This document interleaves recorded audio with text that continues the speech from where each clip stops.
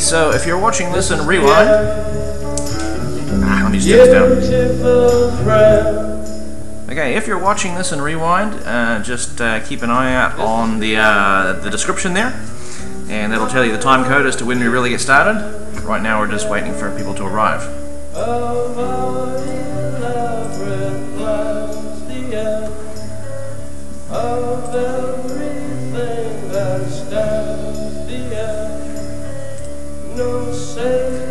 Just need to get on Twitter, tell people that we're live.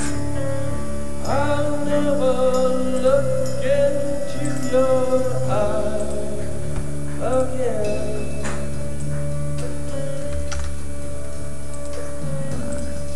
Can you picture what will be so in the dance and free? Desperately in need of some stranger's hand in a desperate land. Okay, we're on Twitter. I am live. Travel Talk Tuesday. Travel Talk Livestream number 2.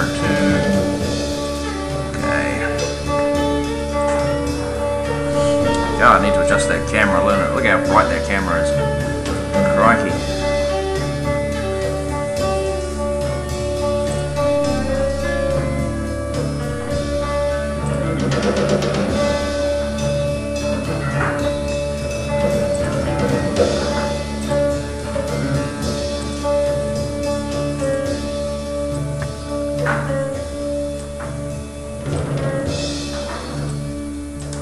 That's a wee bit better.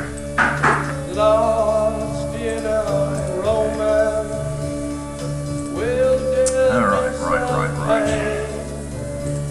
You have a Travel Talk live stream. And all the children are in the same. And we need to bring up Skype, get the Skype window ready. All the children are insane.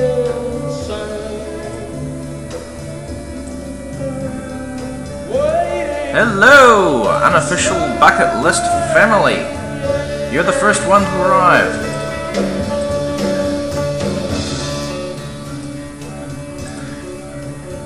So I'm going to be playing just a couple of songs over the next like 15-20 minutes, or 10 minutes, whatever, before we really get started, just to give a few people a chance to see the tweet and hopefully arrive. From California. California.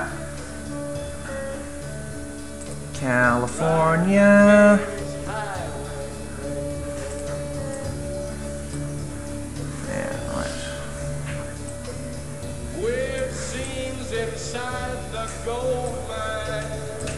I just hope that oh, Davo's here. Cool.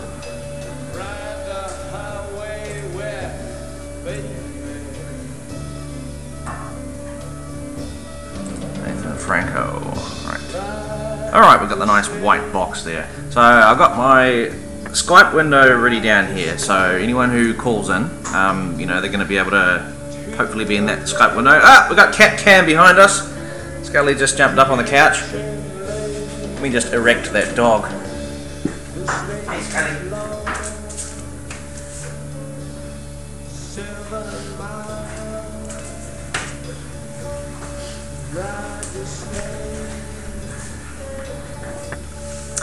Because we're all about wearing hats indoors here on the Y2J Does Asia Travel Talk live stream. Going to be going for about an hour, maybe an hour and a half, depending on how many people arrive.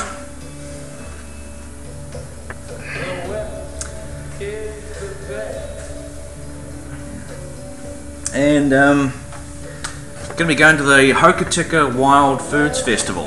So we're going to be having a chat about that. Going to be the topic for today is disgusting food that you've eaten while traveling.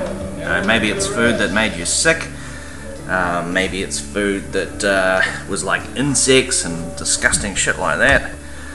And we'll talk about other stuff as well, anything that you guys want to talk about, but food is going to be the main topic of discussion for today. Okay.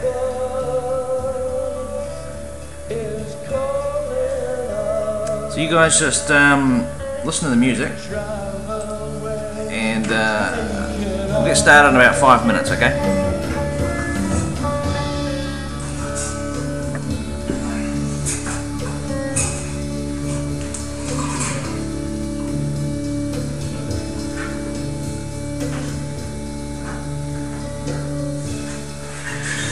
The killer awoke before dawn.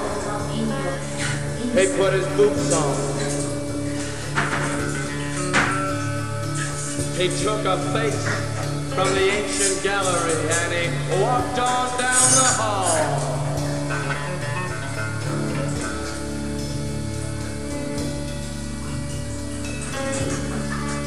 He went into the room where his sister lived, and then he paid a visit to his brother, and then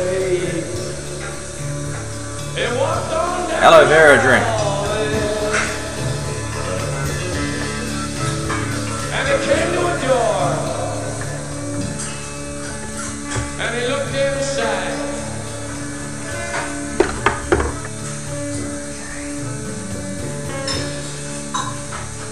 Father, yes, son, I want to kill you.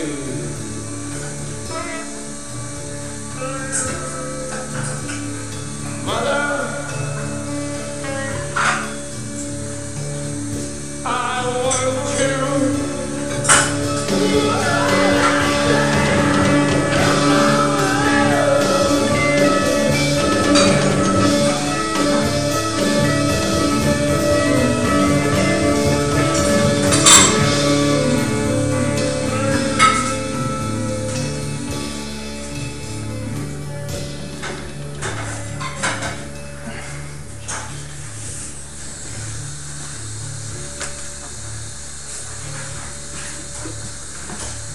Come on, baby, take a chance with us.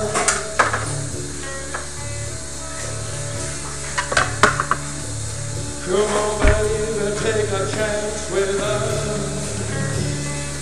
You guys still there? Holler if you hear me. How's the audio? Can you hear the microphone okay?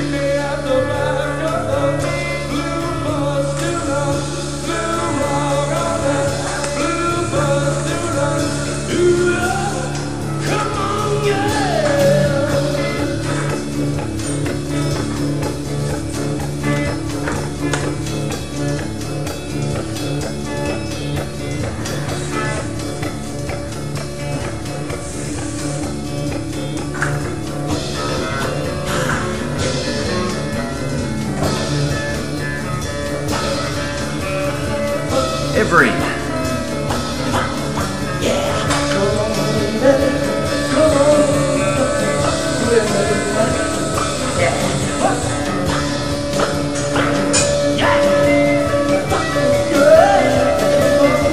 Everything's good.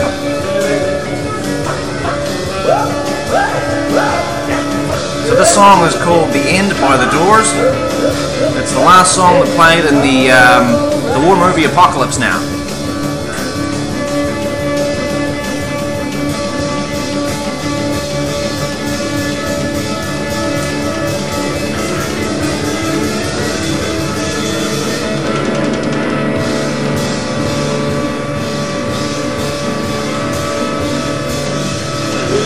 Yeah. Yeah. Yeah. Yeah. Oh, we've lost Scully. Where did she she go? Oh. Bugger. She'll be back, maybe.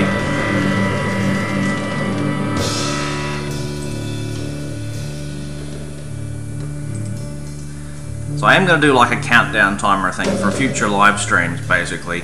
And I know that this is kind of an unannounced live stream, so I'm expecting to only have like a handful of people watching. And you know, so in the future I'll have like a whole 10-minute countdown video, which is just at the beginning of the video.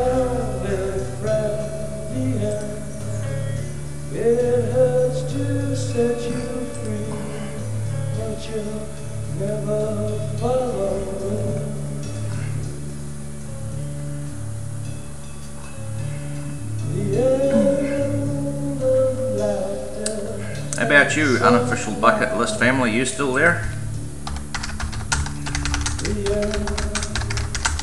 Because I'm going to be opening up Skype. Skype is going to be open. Hoping Dave will give me a ring. Not just yet, but a few minutes into the live stream. This is the end.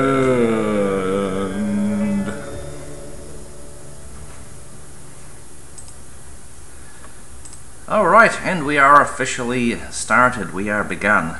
Let's get rid of that Skype window for the moment, since we don't have... Oh, what's going on here? Why do I have... I've got to play around with these things to find which one is which. Window region. No, not that one. No, not that one. Amateur! Not that one. Skype, yeah, that's the one I want.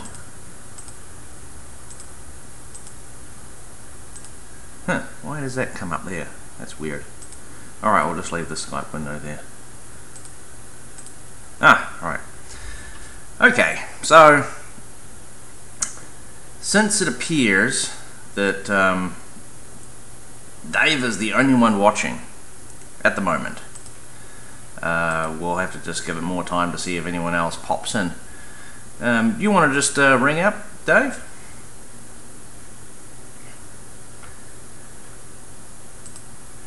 And we can just have a chat about Hokitika Wildfoods Festival. Is that possible, Dave?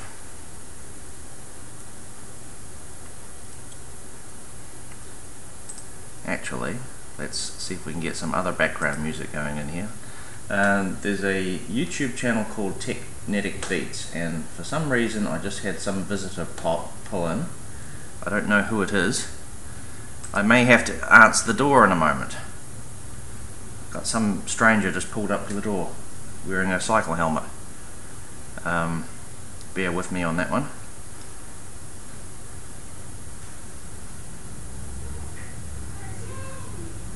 Oh, it's Mr. It's a friend of mine.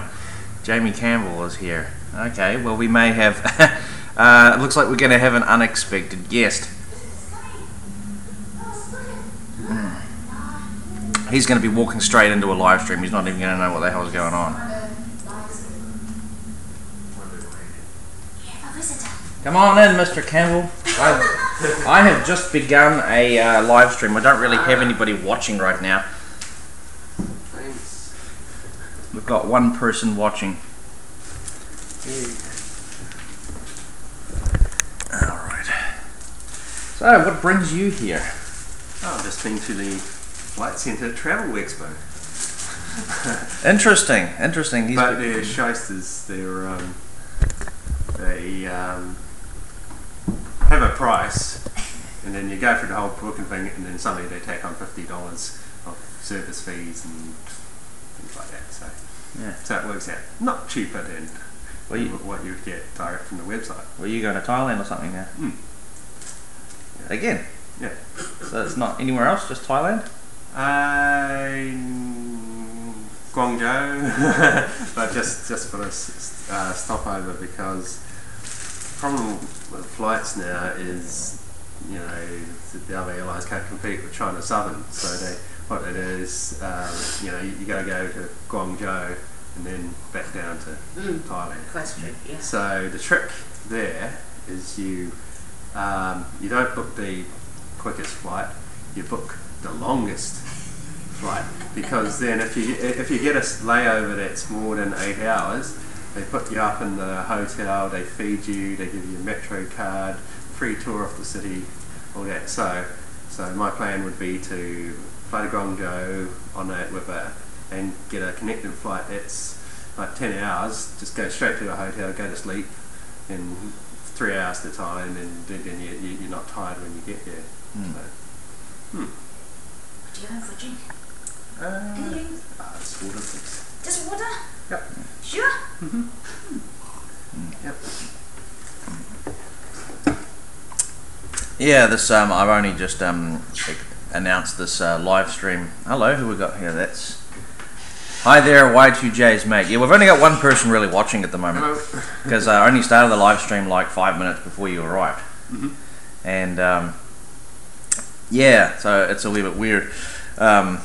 So it's like a sudden, unexpected travel chat with a traveller.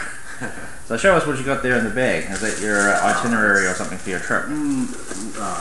Show you some crap, they'll say $615 to Thailand, Bangkok and more cities, and yeah. Someone else I met, I don't know if you know Alex, the Russian guy.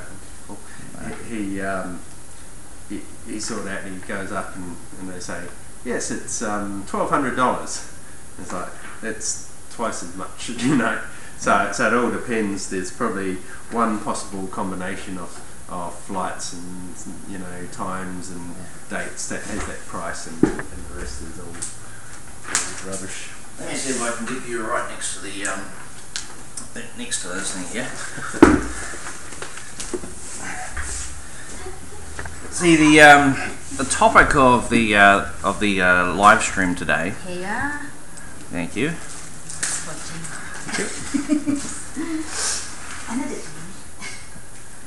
Get this window down here. Why do I have two windows like that? That's weird. Alright, so the topic of today's little live stream is actually disgusting food we're eating while travelling. Okay. So, like as an example of this, it is oh, excellent! November Fox is here. It's alright, November Fox, you haven't missed much. It's just a sort of a last minute live stream here. I've just had an unexpected visitor roll on the door. Now, in case you guys don't know, my name's Jamie and your name is? Jamie. We're both Jamie. You guys know me as Y2J, that's just the nickname, but I'm actually Jamie and he is actually Jamie. And Jamie's actually been, he's travelled quite a lot, and in particular in Southeast Asia, so he is also kind of like Y2J does Asia, right? So the topic of today's live stream is disgusting food. Now, I've been to Beijing and gone to the, what do you call it, it's like the downtown kind of market there where you can buy centipedes, crickets, scorpions, spiders, like larvae, eggs, grubs, this kind of disgusting shit. And I've eaten some of them. Have you ever been to somewhere in Thailand and eaten that kind of fried barbecued insect street food or anything else that's just disgusting like that? I've seen it. They usually do it in just the tourist kind of areas, just as I don't think it's something that the locals particularly kind of usually facing. It's almost a kind of a show type food for the tourist, I think. But then again, like my dad goes to Thailand quite a bit, and he knows a lot of the locals, and they'll go and actually catch rats in the fields and this is out in the countryside, and they'll barbecue rats and that sort of thing, which you don't see in the tourist trail. But barbecue rats. Yeah, so the rats have obviously got a bit more meat and do they actually pull the furry skin off of the rat, or they just eat the furry skin too? I think they'll barbecue it over coals, so they'll just scrape off the skin that kind of burns off, So yeah. Yeah. But yeah, they do have all those different insects and that sort of thing. But So be more specific. What have you seen exactly? What can you remember seeing exactly? More like the, I don't know, I guess the crickets or whatever, different, just different insects, But I've never really bothered with it. It's like, no. Yeah. Yeah, but they're probably not necessarily disgusting. Like they probably taste okay. They probably just taste salty. Do they serve it to you like on a skewer, like a kebab? No. I think they give you a whole bag of them. Just scoop them up and yeah. Oh bloody hell! Well, I see. I remember the stuff that I ate in Beijing. It was like pretty much everything was on a skewer, and they would add like spices and stuff. So when you ate it, it was sort of like it tasted all right, but you think it probably just tasted all right because of the spices and stuff, things like that. Now, you guys who are in the chat room, so Dave and Nathan, and anybody else who's made it into the room here, Skype is open. You can just give me a call if you want to be in the live stream. If not, that's cool. But if you want to, go right ahead. And yeah, basically, Skype window is open. Is what I'm saying. And let me just check that. Yep, that's working fine. Excellent. Yeah. And I'm also particularly interested to know because the topic of conversation for today is dodgy food. November Fox may very well be able to tell us some kind of story on army food because they have MREs. Now, to bring you up to speed and to bring Dave up to speed, November Fox is a member of the US Army. And he was in the army, and then I think he took a break from it, and now he re-enlisted. And Coco is in the video now. She doesn't want to be in the video, but there she is. She just put herself right into the video. Yeah, so he is, I think it's a supply officer in the US Army. And he's been making some videos on his channel recently talking about life in the Army, drill sergeants, basic training, Marines, stuff like that. So he may very well have some food stories that he can tell. And yeah, if you guys, yeah, if you want to call in, go ahead. I guess this is what happens when I don't plan out the live stream very well. You get like 2 or 3 people watching. So what are you going to be doing for? Sorry, you were going to say something? Yeah. Well, going back to disgusting foods. Probably like in my last trip, the most disgusting foods was in China or coming back from China, and they weren't KIMCHI foods. They were the breakfast, which was oily or dry, horrible. Just yeah, and even the food on the flight. So some of it, usually I'll eat anything on the plane, but I just like, I don't want those whatever meatballs that doesn't even look like any sort of meat that I know of. It's like, no, I'll pass on that. It's yeah. Like you go to some of the Chinese restaurants here in New Zealand, and yeah, the food's good, but what I've heard quite often you go to China and the food's quite different, or it will kind of taste the same, sort of spicy, salty, greasy. Yeah. Well, the thing that I find awkward about the Chinese food is the quantity of oil they put on everything, especially with the spicy Sichuanese food. Yeah, it just gets on your lips, and your lips get covered with this burning orange oil. I can actually think of something. I can elicit a response from you. I can elicit a story. Okay, so Sichuanese food, it tends to be, this is a type of Chinese food. It's very spicy, it's very oily, and they sometimes put cloves in it. This fella here ate some Chinese food and bit into one of the cloves, which you don't do. What happened when you bit into the clove? Do you remember what I'm talking about? Oh yeah. It's kind of that aniseedy sort of numbs your tongue and yeah, it's not very. Yeah, it kind of has the it's like it kind of kills your Taste buds. Your taste buds. You can't even really taste the thing anymore. So Dave did a video on eating spam yesterday. I haven't seen that one. Why don't we have a look at that one actually? And alright, let's just find Dave's channel. And, so there was a video on eating spam. The national food of Hawaii.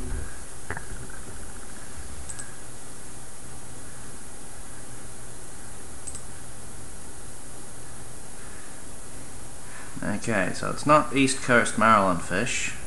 Buddy heater for RV motorhome shed. A guy made this. Bus live stream. Sub up Sunday live stream. Which video is it, Dave? Is it Buddy heater for RV shed? Dave-O's big fish up. Message retracted.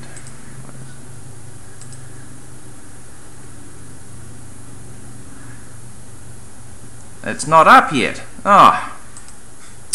Okay, it's not up yet. Let's have a look at one of your videos anyway. Okay guys, welcome along. So today we've got the Buddy heater. So that's going to warm our small shed, our cribs, our batches, our motorhomes, our sheds, our garages, outdoor use. All round awesome little heater, this one. So I've got the small Buddy, which is made by Mr. Heater. This is a one touch. So this is Dave-O, just so you know. This is he lives in Auckland, so you just and he's the one on this channel over here. And then you basically push it Kiwi down Life for of Dave-O. 30 seconds, and wait for that gas to come up, and then boom, you switch it, turn that knob. Lights the ceramic plate there. So it's got a cool, nice safety cage in front of it. It's got a low oxygen safety shut-off valve. It's also got a... Okay, since it's not food related, we'll give that one a miss. But I suppose you could cook your food on it. You hold up some skewers and insects. So. Yeah, well, what Dave's been doing is he's actually been doing up a caravan.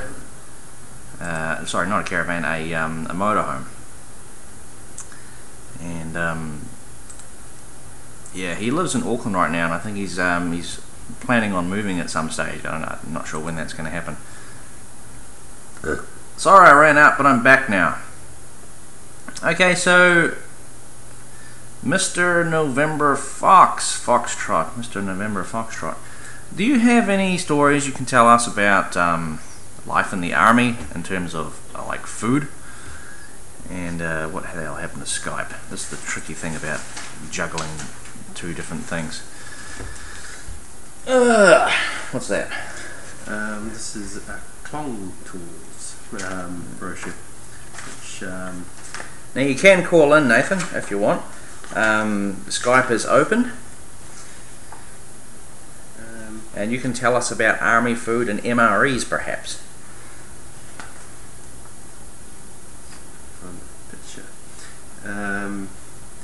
Yeah, in Thailand they have these canals where they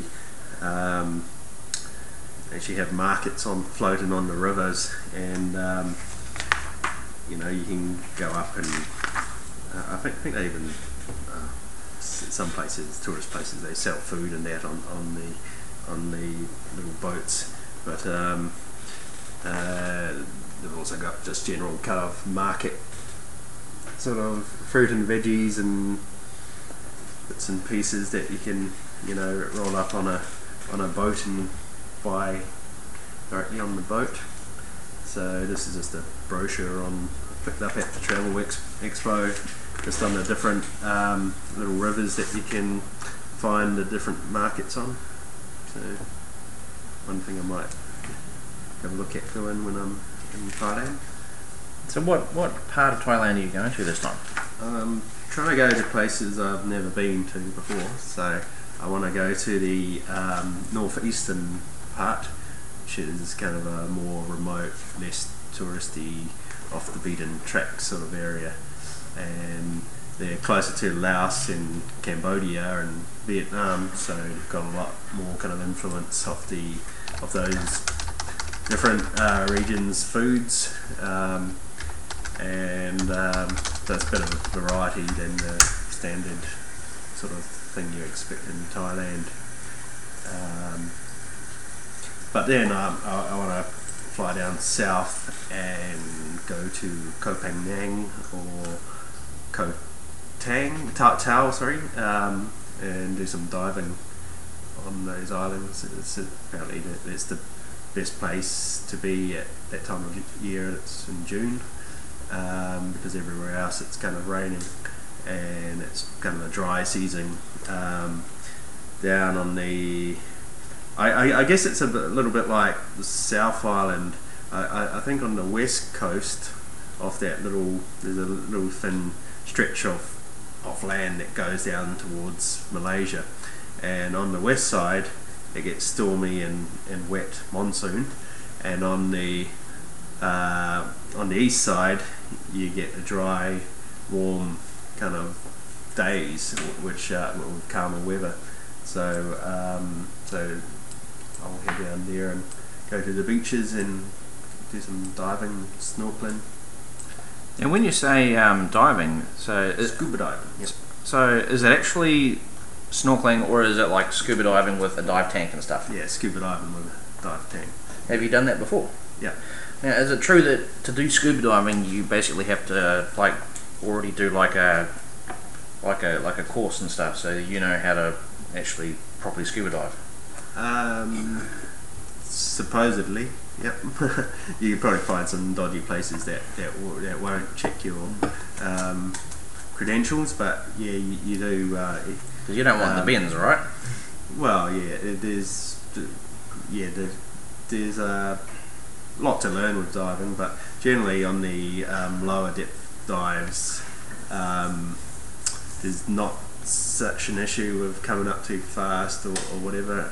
It's when you go deep dives, below I think 17 metres or something, that's when it becomes more important.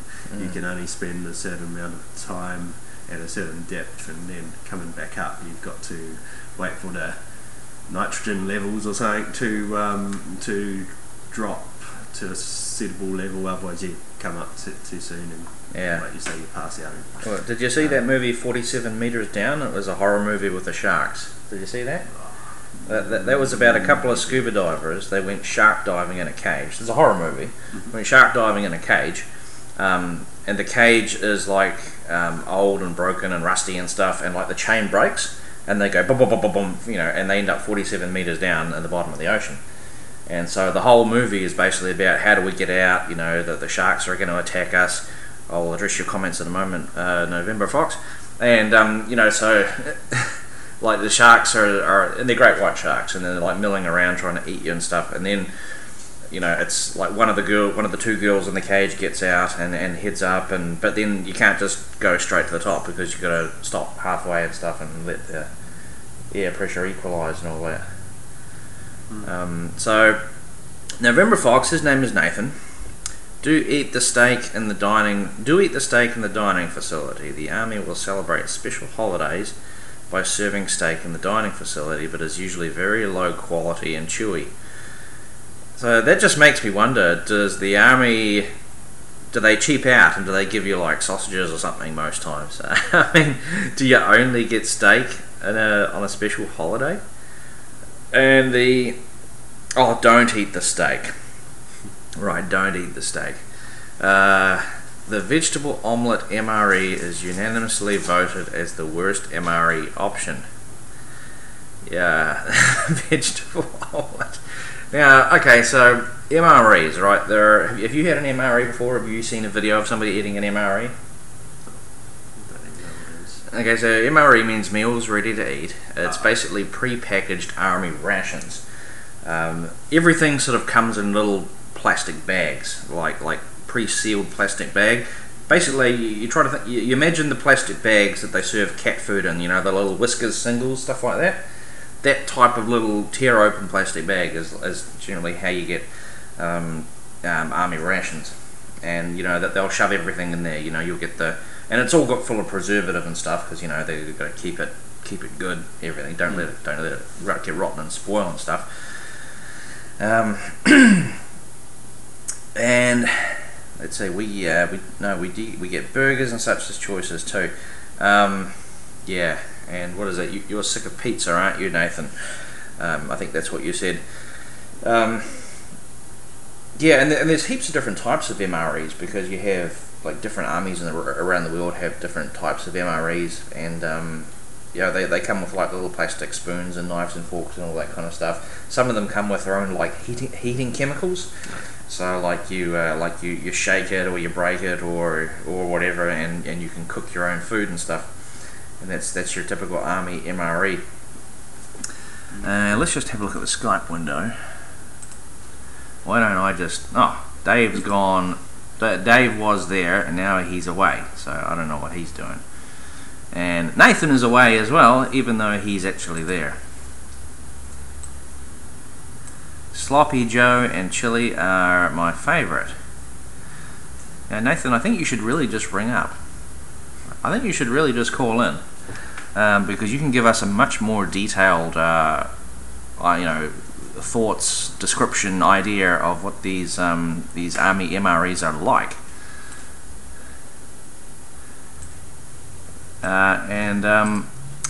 What I was thinking about doing was actually playing one of Nathan's videos as well.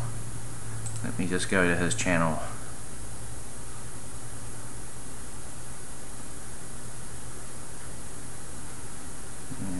Where is it?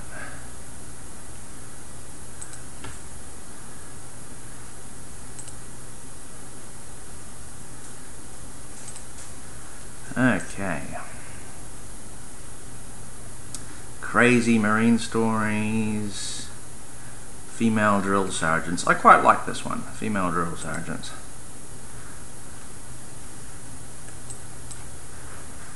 Here, and tonight I want to share with you two stories I have involving female drill sergeants.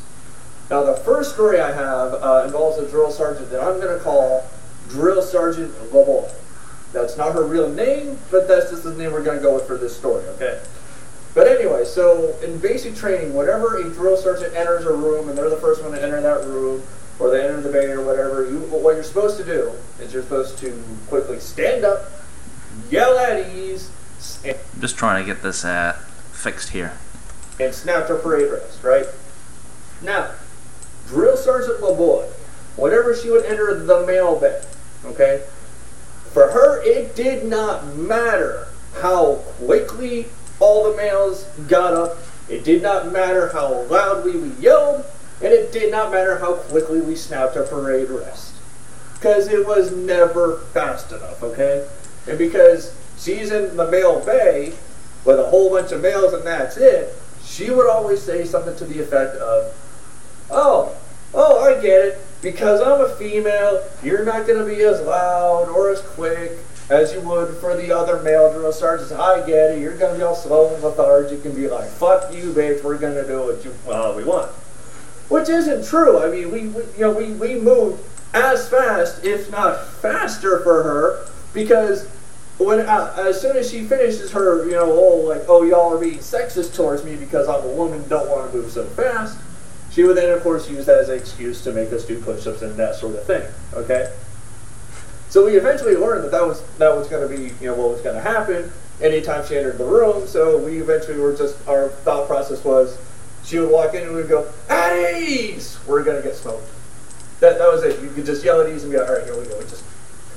So, I get it, all right? So, in the Army, I get there's sexism in the Army, okay? And I get that it happens, more to females than it does to males. I get that, okay? But you have to admit, what she did was kind of sexist as shit. coming into the mail bay and being like, and using her gender against us, calling us the sexist ones, as fucked up as that is, just as an excuse to smoke us. That's sexist. And you can say it's standard drill sergeant antics, fine if you want to call it that, but it's still pretty fucked up if you ask me. Now, this next story involving a female drill sergeant, the fact that she was a female doesn't technically have... Yeah, we're going to have to just stop that for a moment, because something's going wrong with the stream here. I don't know what the hell has happened to my window regions. My window regions have disappeared. Here we go. Oh, it's back now. Very strange. Anyway.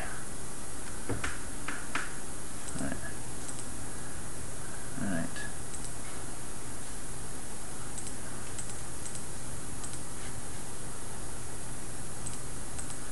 Skype.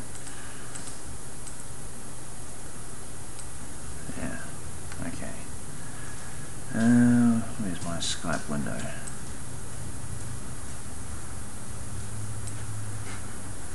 Skype, there it is. Alright, now we're back to normal. Yeah, so that was November Fox on female drill sergeants. And, did you ever consider going into the Army? No. Navy? No. Air Force? No, yeah, possibly, you know, when I was a kid it was like, oh, it would be cool to be a pilot, you know, and one way to go on to, like, it would be a commercial pilot is to start as to get trained as a, you know, an Air Force pilot. But no, that didn't eventuate, so it was just a kind of a, you know, childhood potential career consideration. And how did you end up, see, now, you guys don't know that he is actually, you're still a writer, aren't you? Yeah, Yeah. a technical writer. Yeah. How did you get started doing that? Because you were well, I was working at a design school and used to write their training materials for teaching graphic design and, you know, multimedia, video editing, that sort of stuff. So I used to write all their training manuals and also their assessment stuff for the you know, diploma courses, or also high schools. We used to sell programs to high schools, so so I had a big, you know, about 14 years worth of kind of writing experience without actually having any kind of writing qualification. And but then I actually did a short course and got trained up, which was handy because when that job kind of come to an end, I've gone on to, you know, wider things instead of just being kind of, you know, education, graphic design related. It's I'm doing medical procedures now, so it's technical writing is technical writing. It's just being accurate and making sure everything makes sense and is consistent. A lot of the big issue is the material that I put together is provided by hundreds of different specialists, you know, surgeons, and most doctors and surgeons aren't writers. They know their stuff, but they don't know how to communicate in writing. So so my job is to kind of bring together all those different you know, professional ways of you know, relaying the information for doctors to use and put it in a standard format so it looks like it's written basically by the same person. You know, everyone expects the same style. It's not wordy and you know, full of or full of you know, acronyms and that sort of thing, which may not be applicable in different, you know, circumstances or different areas. So yeah, it's kind of technical writing. You know, it's kind of a job that, you know, you don't sit at school and say, I'm going to be a technical writer. And it's like most people don't know what a technical writer is. and yeah, and there's no, you don't go to a technical writing school, and you know, it's you don't do a technical writing degree. It's just a job that kind of exists, that you kind of evolve into. Yeah, but it's pretty good pay, and they're short in demand. My particular work is constantly trying to find experienced technical writers, and we're taking on probably about at least 4 new writers every few months. So it's a real expanding area. Yeah, and it's probably also sort of skilled at in the IT realm of things. That if you think of programming and that sort of thing, you can subcontract that out to India or somewhere like that, or China, and you've got a lot of smart people that can do that sort of technical programming sort of thing. But when it comes to language communication, you can't just give that off to another country that may not have good English communication skills, or at least type of regional variation that would be expected for a technical area. Right, so we're going to have a look at some videos now, and since we're rattling on a wee bit, let's have a look. Okay, desktop number 2. I've just done a search for disgusting Thailand street food. Now, why don't you tell me which video looks appealing to you? We'll pick one of the short ones, not one of the long ones. Gross Grub Thai Food Series, Disgusting Fish Market, Best and Worst Bangkok Street Food, 10 Strangest Foods of Thailand. Pick one and we'll watch it. It's me, or I'll be interested to see the actual street food, because that's not just the kind of insects by the look of it. Worst street food in Thailand? Yeah, just alright, let's have a look at worst street food in Thailand. Because generally the food is pretty good. So right now I'm at Chatuchak Market here in Bangkok in Thailand. We are on the street food section, so today we're just going to do a Thai street food trip. I'm really struggling right now because I just ate these mangoes with chili powder on them. On bagoong, which is fermented shrimp. Spicy chili on the green mango. It's spicy bagoong. I did not expect that. It's bagoong. It's really spicy, but anyways, take a look through all of this stuff, and then we'll pick out what we're gonna get. This is apparently the biggest market in the world. So you said you've been here? Yep. Yeah. So where is this? What city is this? Bangkok. Oh, that's Bangkok. Yeah, but it's a weekend market, and I think they set up 12,000 little shops basically just for the weekend. So I think it's the largest kind of market in the world. They get tens or hundreds of thousands of people go through on the weekend. So it's just, you're crammed in with all these people. It's crazy.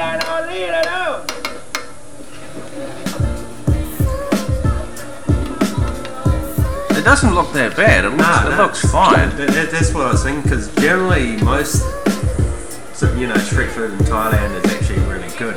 You'd find it hard to actually find bad street food. I find that's why I like Thailand, because just about everything. I like the real Jollibee crispy flavored fries. It actually, I mean, just from what you can see in the video, it looks pretty clean as well. So there's so many foods, as you can see. I just got this much. The thing is, I just ate actually, and I didn't film it. I had a whole different meal. But anyway, you guys know matakaw talaga ako. I always have a big appetite, so went with some tempura. We got some fried squid. These chickens. These are only 10 pesos. I mean 10 baht each. Really cheap. all this sausage here was only 20 baht. It's like 50, 60, 70 cents.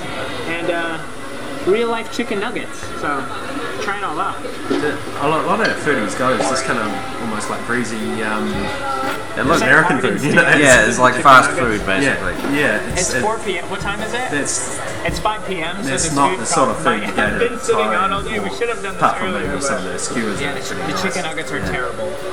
So yeah, it's probably like he's comparing chicken nuggets. Like chicken nuggets isn't a Thai street food. So that's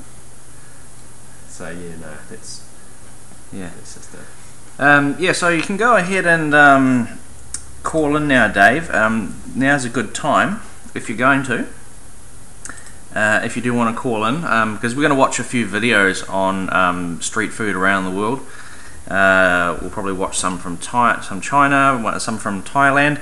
But if you want to have a ring in, Dave, we might have a little chat about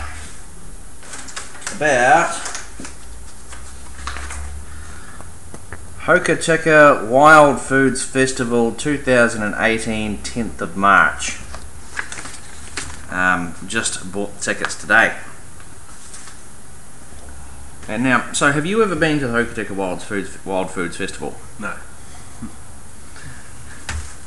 Have you heard anything about it? Oh yeah, of course. Excellent. Dave is here. Every year, yes, I see it on the news. Dave is here. Excellent. Can you hear me? Okay, turn your stream down, Dave. How are you, mate? I'm good. Oh, we've got a bit of a lag, that's why, see? I'll turn you off on the computer. Yes. Dave is here. Excellent. Sweet. Sorry. Awesome. Right. Okay, so Dave, have you ever been to the Hokitika Wildfoods Festival? No, but I'm definitely interested in going to it one day. Yeah. So I just bought the tickets today, and I was actually a bit afraid that we weren't going to get any accommodation. Capitan Bastos is here. Hang on a second, we've just got to talk to Capitan Bastos. Are you taking callers, are you? Yes, I am. So I'll talk with Dave for 5-10 minutes, because I don't want to talk with multiple people at the same time, just one at a time. So if that's okay with you, Dave, I'll just talk with you for about 10 minutes. Well, that'd be cool. Yeah, for about 10 minutes, and then we'll let Bastos ring in, and Nathan to ring in if he wants to. So, Bastos, the topic of conversation is food, especially bad food while travelling. You know, street food, disgusting food that makes you sick. So, Hokitika Wildfoods Festival. I'll start off by telling you guys a story. I used to work for Sea Lord on a fishing boat. This was way back in 2000 to 2004. And one of our crew members, a woman named Mary, she actually lived in Hokitika. And during my trip off, which is, so you got 7 weeks on the boat, then you got 7 weeks off. During my trip off, I had planned to ride my motorbike, had a motorbike back then, over to Hokitika. And so this is, you got to go to like Christchurch, Springfield, Arthur's Pass, you know, there's Greymouth, Hokitika. That bird, by the way, that bird's name is Pinky. She's a galah. You're not giving her junk food, are you? No, she's not having any junk food, mate. She's having her seed. Yeah, so the thing is, I was going to go to this Hokitika Wildfoods Festival, and this is way back 15 odd years ago. I think it was 2002, and I never made it there because I actually was there I'd got the date. I'd get the date wrong, and I was trying to go over there the day after it had happened because it only goes for one day. And, true. And yeah, it's only one day. And since then, it's been in the news a few times because they've had like heaps of people going there, and like they get drunk and and they make a mess on the beach and light fires. And it's just a case of too many people, too many campers, just kind of too much of all that stuff. Yeah. Do they have any kind of wild foods festival or kind of big food festival in the North Island? They had one the other day called Meat Stock. Meat Stock? Yeah, and that's basically like, you get like those barbecue pit boys and all that. Yeah. Yeah, and they have like big barbecues and ribs, and it's like more of like a barbecue thing with meat and stuff. But no, they don't have like anything like they had down there. Oh, okay. And where is that? Is that in Auckland? Yeah, I think that was down at the waterfront. I think at the Cloud, maybe. Yeah. So have you heard of what mountain oysters are? Because they have mountain oysters at Hokitika Wildfood Festival. Yes, I have heard of them. Yeah, I've heard of them. Okay, without giving it away, do you know, yes or no, do you know what it is exactly? No. Okay, without giving it away, yes or no, do you know what it is exactly? Yeah, I think so. I'm guessing, okay, Capitan Bastos is very close. Goat testicles. It's actually sheep testicles, but pretty close. That's pretty much right. It's sheep testicles. Now, I asked Coco, my wife, she's out there right now pruning the tomato plants, which I've let become overgrown. I asked her about, did she know what mountain oysters were? And so the only word that was registering in her mind was oysters. Oysters, shellfish, seafood, oysters. And it didn't quite click, you know, and she didn't quite get it until I told her. It's like the scallops of the woods we got here. So, if you guys don't know, Capitan Bastos lives in Oslo in Norway. Moose testicles. Scallops of the woods are moose testicles. Oh, wow, that'd be large, mate. They would be large. So you got mountain oysters and scallops of the woods. Now, apparently you can also, what is it? You can also do, what the hell is it? It's escaping me. Grubs, like grubs at the Hokitika Wildfood Festival. Yeah, you can do like Good grubs. grubs and crickets and. Yeah, I'm just having a quick look just to see if I can find a video. They have possum pies there too, I think. Oh, that's right, possum pies. Yeah. Yeah. Actually, now that I think about it, it's probably not a good idea to actually watch videos at the same time as we got a Skype call going on. I think it's just going to be too disruptive, actually. Maybe we'll watch a video after the Skype call. So, how's your little bird? What kind of food does your little bird get? Does she just get bird seed? Do you give her vegetables? Basically, she gets fruit, vegetables, and seed. But some of the seed's quite fatty for her, so she shouldn't have too much seed. So you can get this stuff, and it's like little biscuits, and it's made for birds, and it has all the good stuff in it. So she gets those, but they're really expensive. Yeah. But yeah, I do those, and yeah, she eats heaps of fruit, but she can't have avocado. It'll kill her, and also apple seeds. Avocado. What's so bad about avocado? Well, there's something in it that apparently is just not good for them. They get really, really sick on it. Yeah, and apple seeds, she have small amounts of cyanide in them, and if they eat them, they can die. Apparently, in Australia, where the glass, they go to orchards and they eat so much, and apparently they get them dead on the ground. So yeah, I didn't know that until I went to the bird rescue place, and then they taught me about what they can. And then when you look up online, apple seeds and avocado is one of the big no-nos. Yeah. Yeah. Now, have you heard anything about the, or you as well? Have you heard anything about the at the Hokitika Wildfood Festival? Like, how much does the food cost? Do you know if you have to pay for the food? Like, do you get any freebies with your entry? Because you pay $40 to get in. Like $40 for the entry fee. I don't know, but you'd hope for $40 you'd get a few freebies, eh? Yeah, I think they might have a voucher system where you get like a few vouchers where you can for the entry fee you might be able to exchange vouchers for your choice of different. Yeah. But then if you want to try more, then you got to pay extra. Yeah. I think that's how it works. You definitely can't just go and eat all you want. I bet you those mountain oysters are free. Well, actually, I got a funny feeling that I think they're actually going to be insanely popular, because I reckon it'll be one of those. I reckon it'll be one of those things. It'll probably taste quite good, and it'll be people will want zinc as well. Yeah, people will actually want to eat them because of the reputation of them. Yeah, and it's you probably need a couple of beers before you go. Yeah. Now I don't know if Nathan's still watching, but I have to let Nathan know that I missed out on a beer festival recently, because we had the Great Kiwi Beer Festival here in Christchurch. Did you know about this? I think I saw it in the park. Yeah. That beer festival costs like $50 odd to get into. It's not cheap either. Pretty much the same type of thing, except it's a beer festival.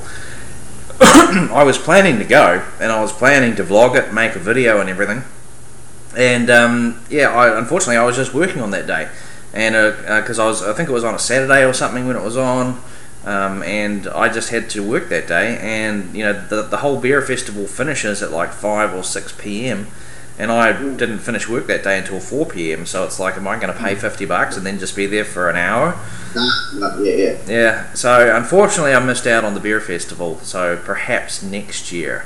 But see, November Fox, who was posting earlier in the comments there, he actually does beer reviews on his channel. Oh, choice. Yeah, I'm getting into some of those IPAs at the moment. They're quite nice. So, IPAs, India Pale Ales. Is that what IPA means?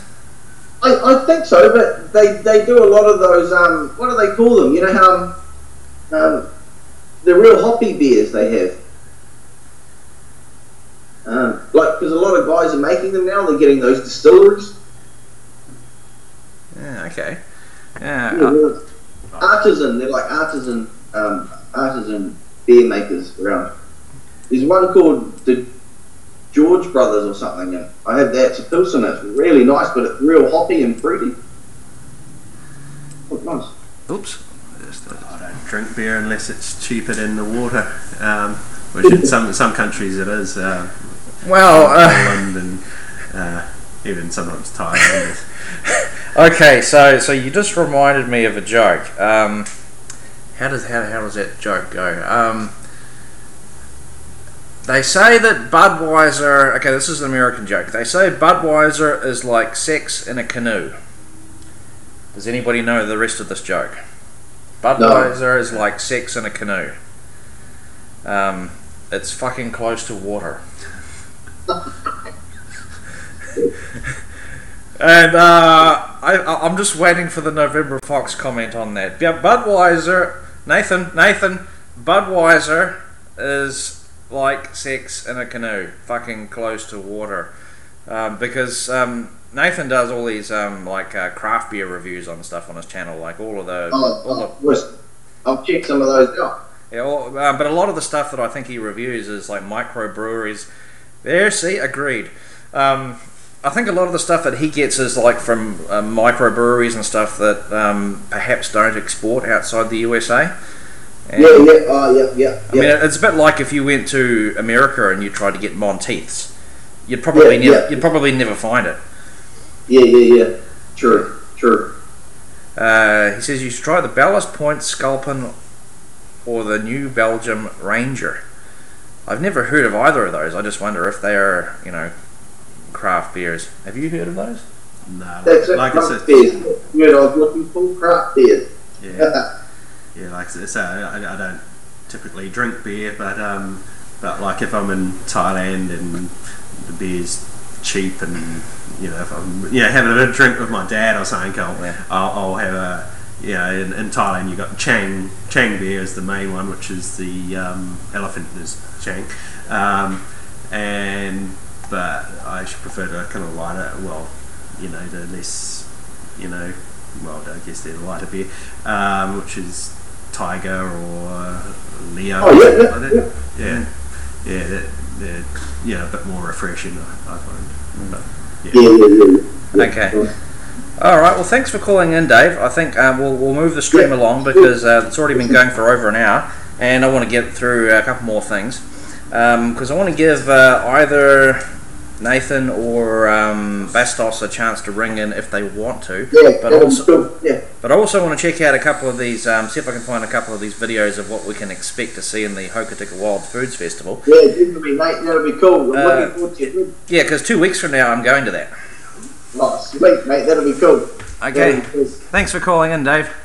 No worries, mate. Take it easy. Okay, see ya. That was Dave Killip. Davio Killip. Okay, so going to have a quick check out of Hokitika Wildfoods Festival, and we'll see if we can find these mountain oysters. Now, you guys who are leaving comments in the chat right now, just be aware that I'm not looking at them right now. So I'm just going to have a quick look at a couple of these videos. I think with these festivals, if you went to them back when they first started, they would have probably been real good and less people and a lot cheaper. and now they're so popular, they can just charge what they want, and yeah, you just get the mass crowds. Which, yeah. So Nathan or Bastos, if you guys want to ring in next, just get your Skype ready. We're gonna watch a few of these videos. Grasshoppers at Wild Foods Festival. I wonder if it's a live grasshopper. Let's watch that one again. I think that's a live grasshopper.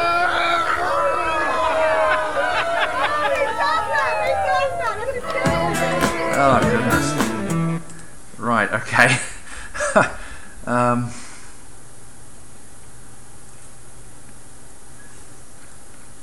I can't quite find exactly what I'm looking for because I'm trying to find.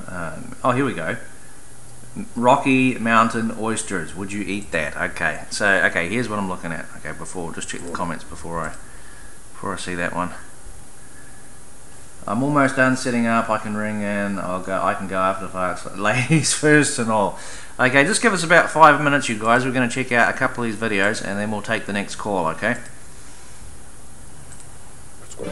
Across the globe, what's delicious is questionable here, and one man's trash is another man's delicacy.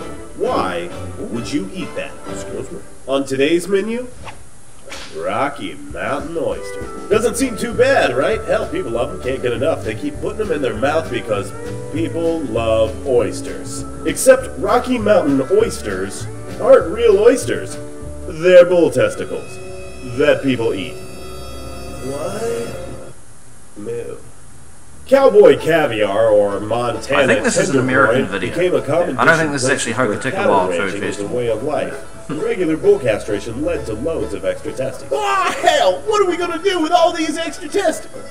The traditional method of preparing them couldn't be more simple. You take your beef, you peel it, you pound it flat, and then you dust it with flour, salt, and pepper. Then the dusted testes are deep fried and served with warm cocktail sauce. But how does it taste? Well, the thing too. It's time to feed the deep office. fried tastes good. So Yeah, you can deep fry anything and it tastes alright. There's no way. I know those are balls, and I'm not having that.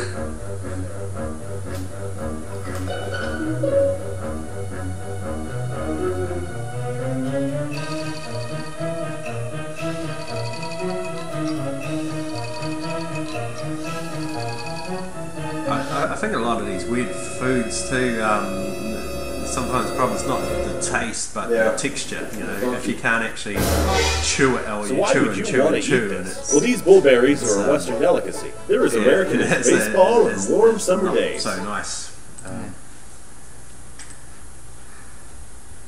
Okay, so that was not quite what we're looking for. I wonder if there's a video on hoo-hoo grubs. Okay, well, I'll have a look at this one here. 2013 Hokitika Wildfoods Festival.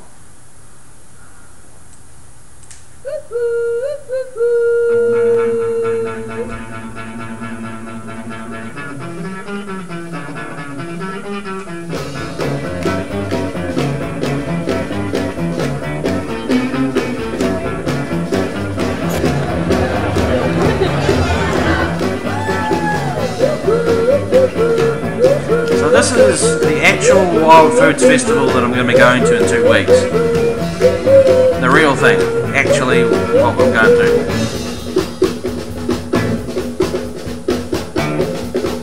It's the Super Mario Brothers. People go there in costumes.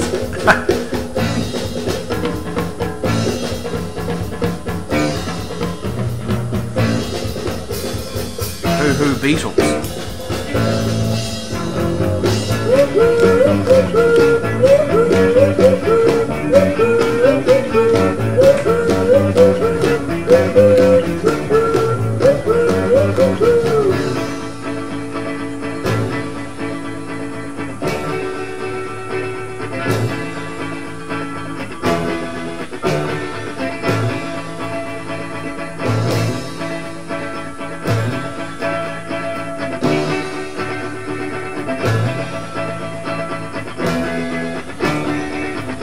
Hoo-hoo grabs. There they are.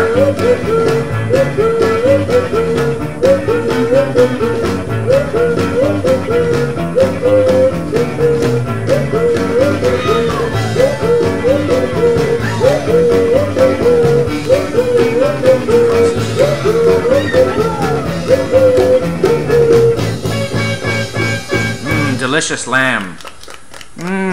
That looks delicious.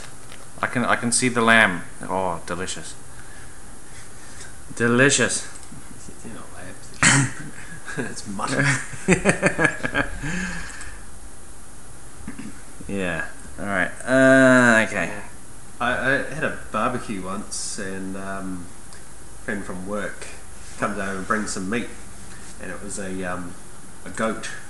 I said, "Oh, where did you get goat from?" He said, "Oh, got it off Trade Me, pet goat for giveaway." Yeah.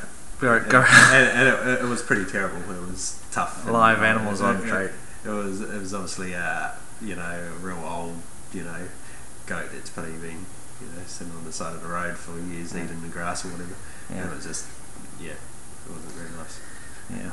Now, just for you guys who arrive later in the stream, my name is Jamie. You know me as Y2J. I'm Jamie, and this is Jamie. He's also Jamie. Known this Jamie for many years. So we've got Adventures with Rosy just popped in. Adventures with Rosy. Rosy is the name of the camper van. So that is a camper van travel channel. So if Nathan or Bastos, you guys want to ring in, although Bastos probably has to add me on Skype first. I better just put my Skype ID in the chat there.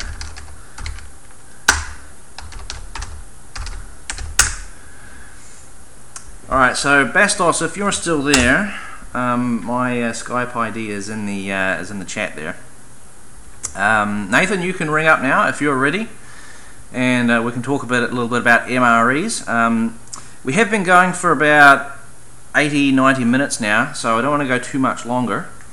We'll get 1 or 2 more Skype calls in and probably finish it up. So if you're ready to call in now, Nathan, just go right ahead and ring. I think Bastos is not quite ready yet.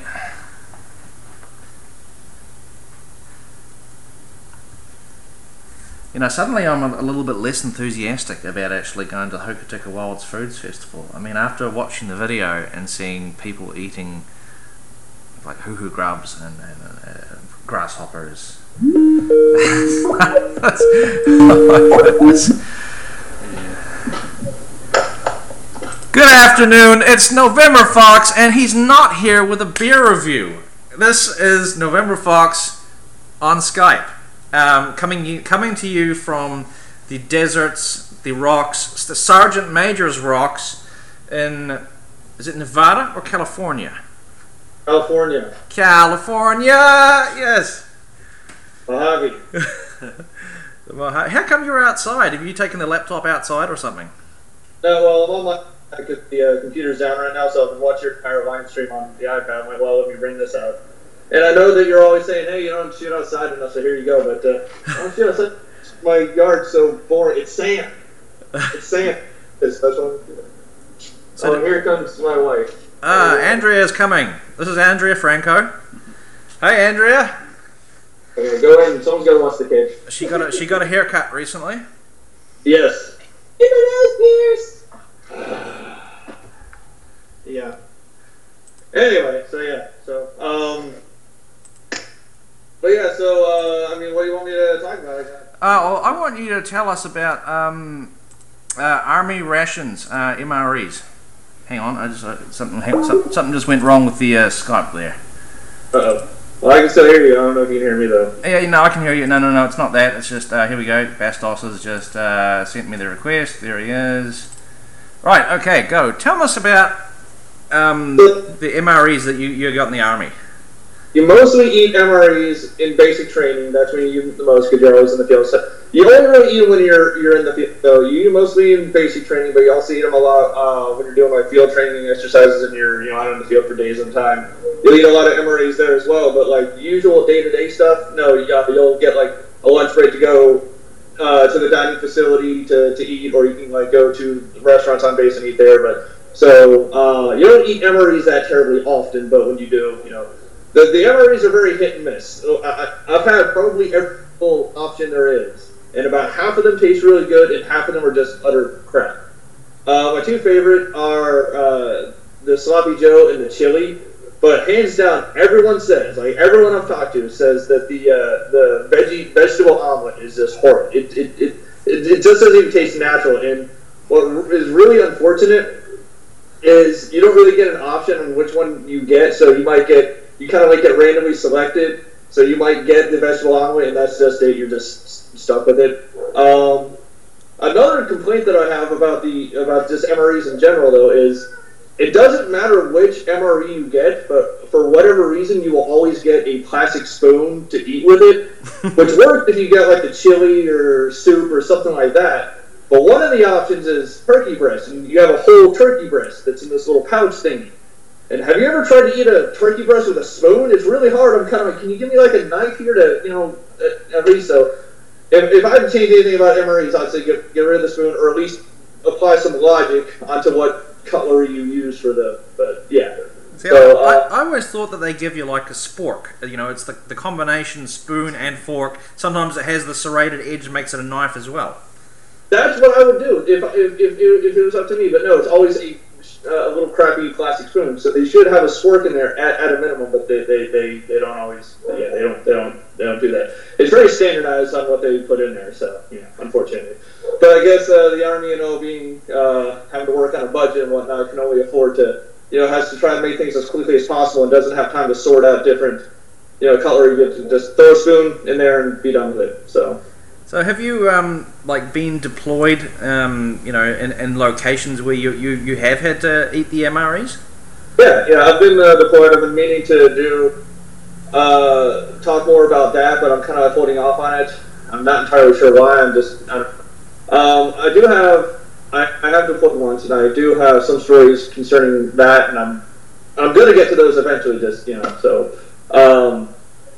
But yeah, so I have been deployed in remote areas and stuff like that. So. Yeah, because if you are going to do like MRE videos, I know a guy named Rob from Wisconsin in the USA, and I used to play paintball. He used to play paintball, and what he started doing was some MRE videos, because he decided one day that, I don't know how the hell he got this MRE. I don't know if somebody sent it to him or he bought it, but he decided to go at the paintball field to just eat an MRE and make this a video.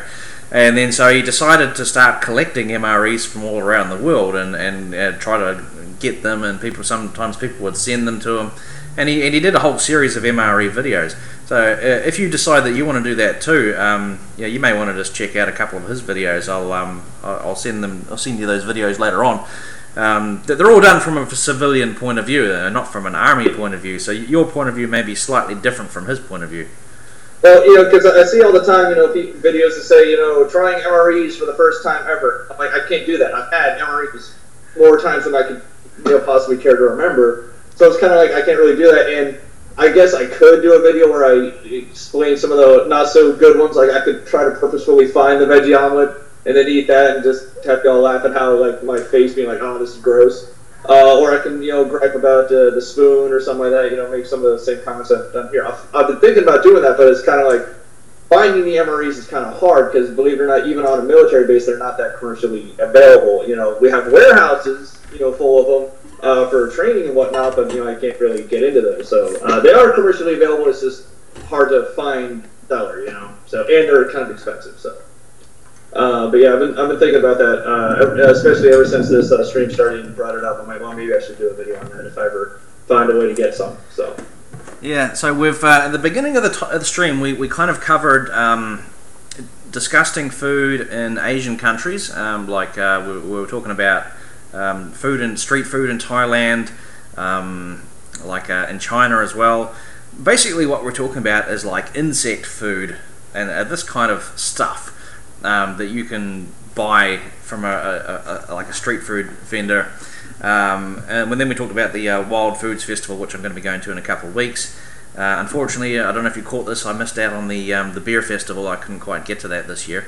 Do you have any stories of maybe you saw something in South Korea, of any bad food that you saw, or do you have a story where you got sick eating some food somewhere?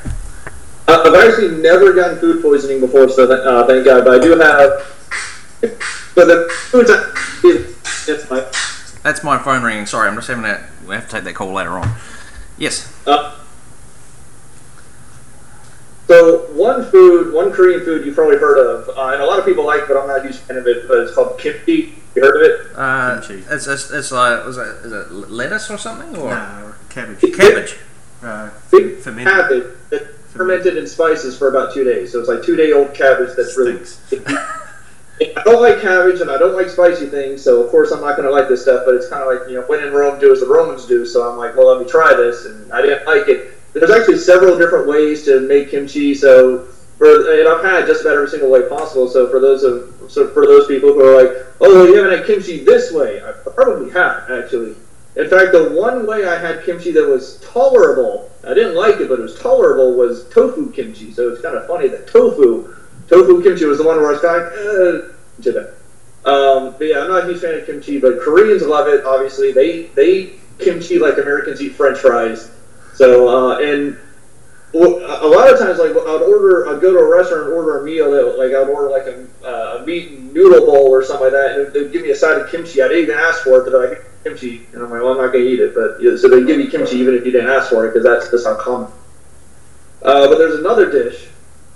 For the life of me, I can't remember what it's called. It's basically boiled silkworm larvae. I have pictures. If I remember to, I'll share those pictures on my Twitter or something like that, and you can retweet them or do whatever. But I do have pictures. I just put them up right now. I'll check them out later. But so yeah, this.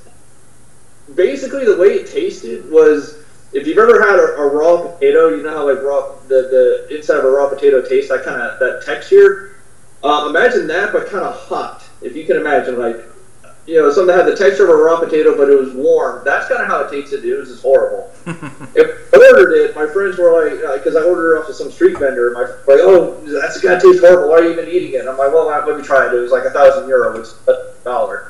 So I'm like, let me try it, and I eat it, and I'm like, oh, this is horrible. And my friends are like, it's like, yeah, see, we told you it was going to taste horrible. I'm like, well, at least I had the guts to try it. You try it, I'm the kind of guy, there's no food, as long as it's not spicy, there's no food I won't try. Okay, I will give any food, a chance. I'll try the Rocky Mountain oysters. I keep telling my wife one day I'm going to try them. There's no food I won't try. I'm kind of adventurous when it comes to food. As long as it's not terribly spicy, I'll give it a shot. Well, I can imagine that, because I mean, you do all these beer reviews, and a lot of the stuff you do is really bitter craft beers and pale ales and stuff. And I've tried some of those styles of beer, and every time I drink it, it's just like, ah! And you must have a much more broader palate than me in terms of the ability to take different flavors.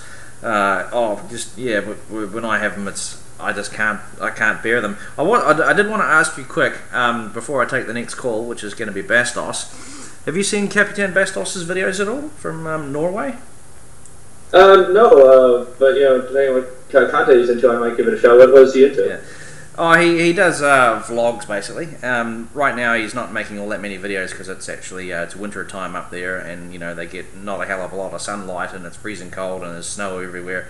He actually broke his ribs recently. He went sledding, like a sled that you like a snowboard, except it's a sled, and you go down a hill, and he broke I think 3 of his ribs. I think it was recently.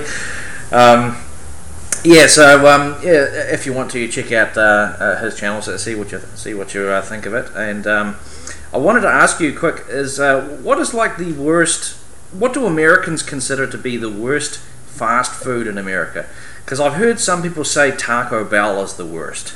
Oh, I love Taco Bell. Taco Bell is awesome. It's expensive, so if you don't have a whole lot of money, it's awesome. But see, here's the thing about Taco Bell is.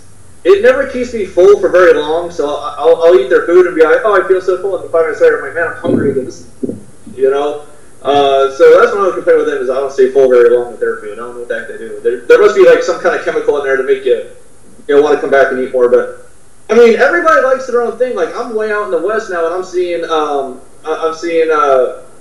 like In-N-Out Burger and stuff like that. And there was one restaurant, not Jack in the Box and stuff.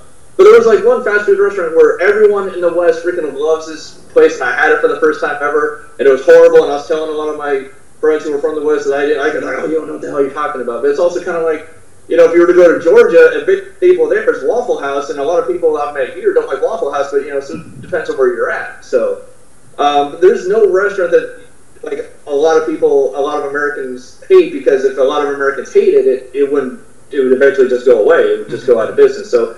It really, the regions vary. There's just, some restaurants you only find in certain areas of the country because only certain kinds of people like them. So yeah. So yeah, I don't know if that helps, but yeah. I don't know if you ever saw it, but I've never had White Castle before, but I know that they're famous for making sliders, little square hamburgers. Now, for the life of me, I can't remember which video it was, but we have one restaurant here in this city, near Christchurch. This is the C1 Espresso restaurant in High Street. And they serve you food via pneumatic tube, and it's the only restaurant in the city that will do this. And they only serve you basically one dish, which is the burger and fries.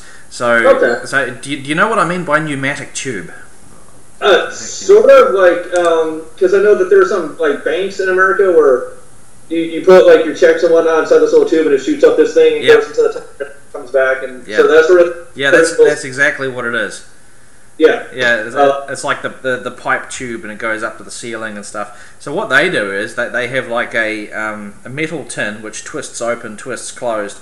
So they twist it open, they put the 3 little sliders in there and a little pocket of fries, close it back up, and send it via the pneumatic tube, and then each tube will arrive at one particular table, but you can't order anything. They'll only serve you the burger and fries like that, and of course they're not going to give you a drink like that. You can't put well, I suppose maybe if you had a sealed bottle of Coke or something, but they will give you your burger and fries via pneumatic tube. And I actually put that into one of my videos, but I can't remember what the hell the video it was, but I'll have to go back there and do that again.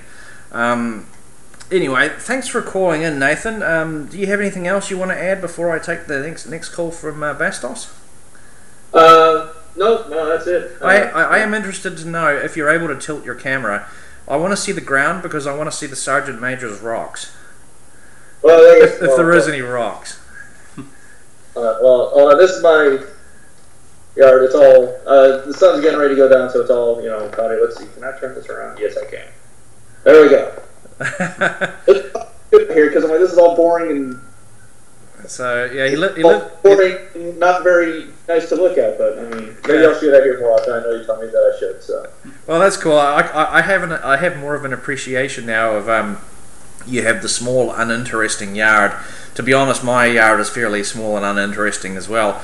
There is more greenery than yours, but the problem with my yard is that I have an immense amount of traffic noise that comes in from only 100 meters away, so it's difficult to shoot outside. Yeah. Anyway, thanks for calling, Nathan, and we'll take the next call from Bastos if he's ready. And he corrected me; he broke 6 of his ribs, not 3 of his ribs. and after Bastos will finish up. Thanks for calling in, Nathan. Yeah. See you. That was Nathan Franco, otherwise known as November Fox. And Bastos is suddenly away. Maybe he is not really there now anymore, which will be disappointing if he is not there. Let me see if I can call him. We'll see what happens if I call him.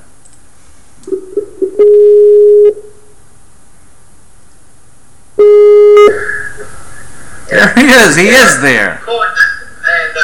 And can you turn your stream down, please, Bastos? 6 of his ribs, not 3 of his ribs.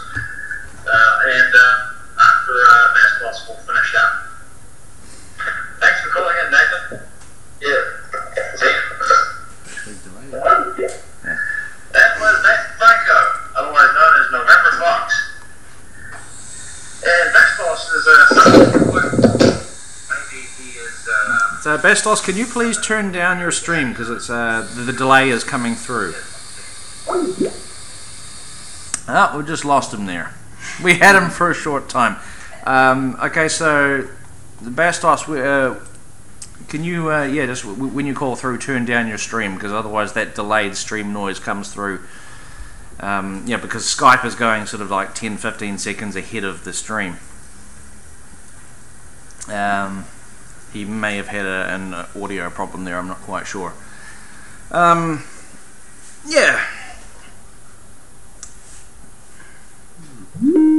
he comes, he's coming back. Let's see how we go this time. Hello. I can hear you, can you hear me?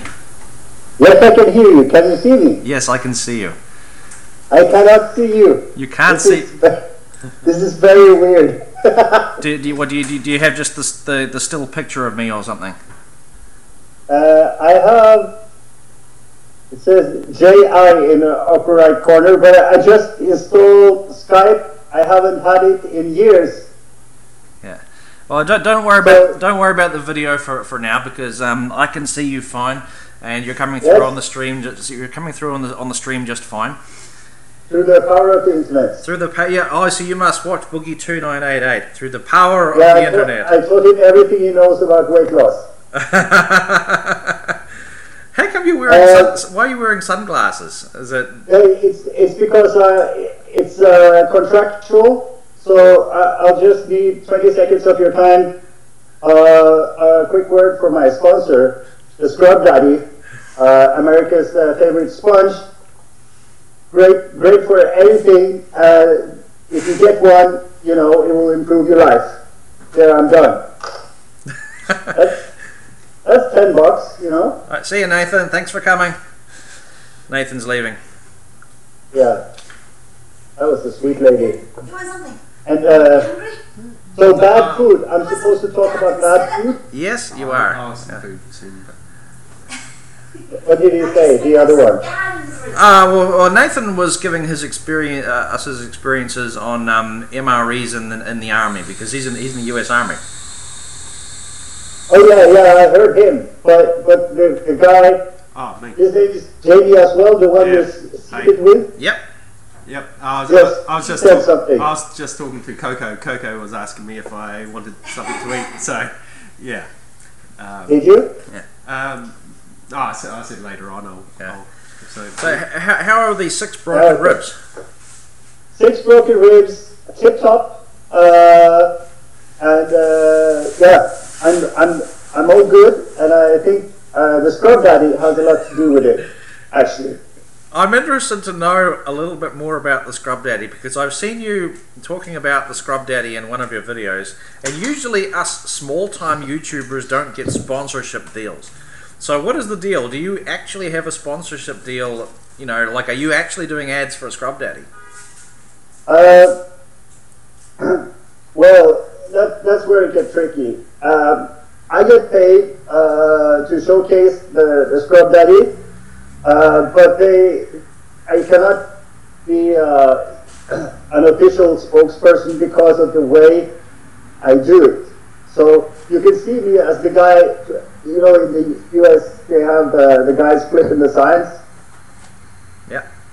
just bringing attention to the store, but not really adding value to the product or necessarily bringing in sales. So that's basically it. Also, if you click the link in the description of my videos, the Amazon link, I'll get a percentage of the purchase. I see. So the Scrubdaddy, it's just a standard scrub sponge. I see it's in the shape of like a happy face. No, far from it. The Scrubdaddy is a very, very unique product. It's a multi-million-dollar product. And I think that's what drew me to it. You see that it even has hair, and this has a function. The eyes are to clean your greasy fingers when you if you're doing something with your car and you get grease on your fingers, you can. It's very, very coarse. Yet the mouth is to clean spoons, among other things. When you soak it in cold water, it becomes very pliable, but in hot water, it's still hard. So, yeah. What does it say? Yeah, you can use it for everything. And as you can see, terrible webcam. There. I put my finger up. You can see it. See what it did in the glass? Yeah. It will cover all the edges, and you just put your fingers in the ice, and you just jam it into the glass and go wee, wee, and it's clean. So yeah, and it's dishwashable, and you can use it for reuse it for a couple of months. Yeah. In fact, it's not just a sponge. It's like a manservant. So almost. Is the Scrubdaddy, are they looking for more sign spinning representatives, or are you just like the special one guy? I'm thinking that right now details such as actual conversations with the company has not happened yet. But I'm in the process. I'm thinking if I make 100 videos about Scrubdaddy, Daddy Scrub, it might get noticed and I might get paid or sued. Right, okay. It sounds an awful lot like my friend Rob from Wisconsin, because he actually did this. Well, he tried to do this with Mountain Dew before. Now, he was actually diagnosed a type 2 diabetic, but before he was diagnosed a type 2 diabetic, he put Mountain Dew in all of his videos because he loved Mountain Dew. And he can't really drink it anymore, but it was just Mountain Dew in every single video. And I think he was doing it with the intention of getting sponsored by them somehow one day. Yeah, but the thing is, you have certain vortexes on YouTube,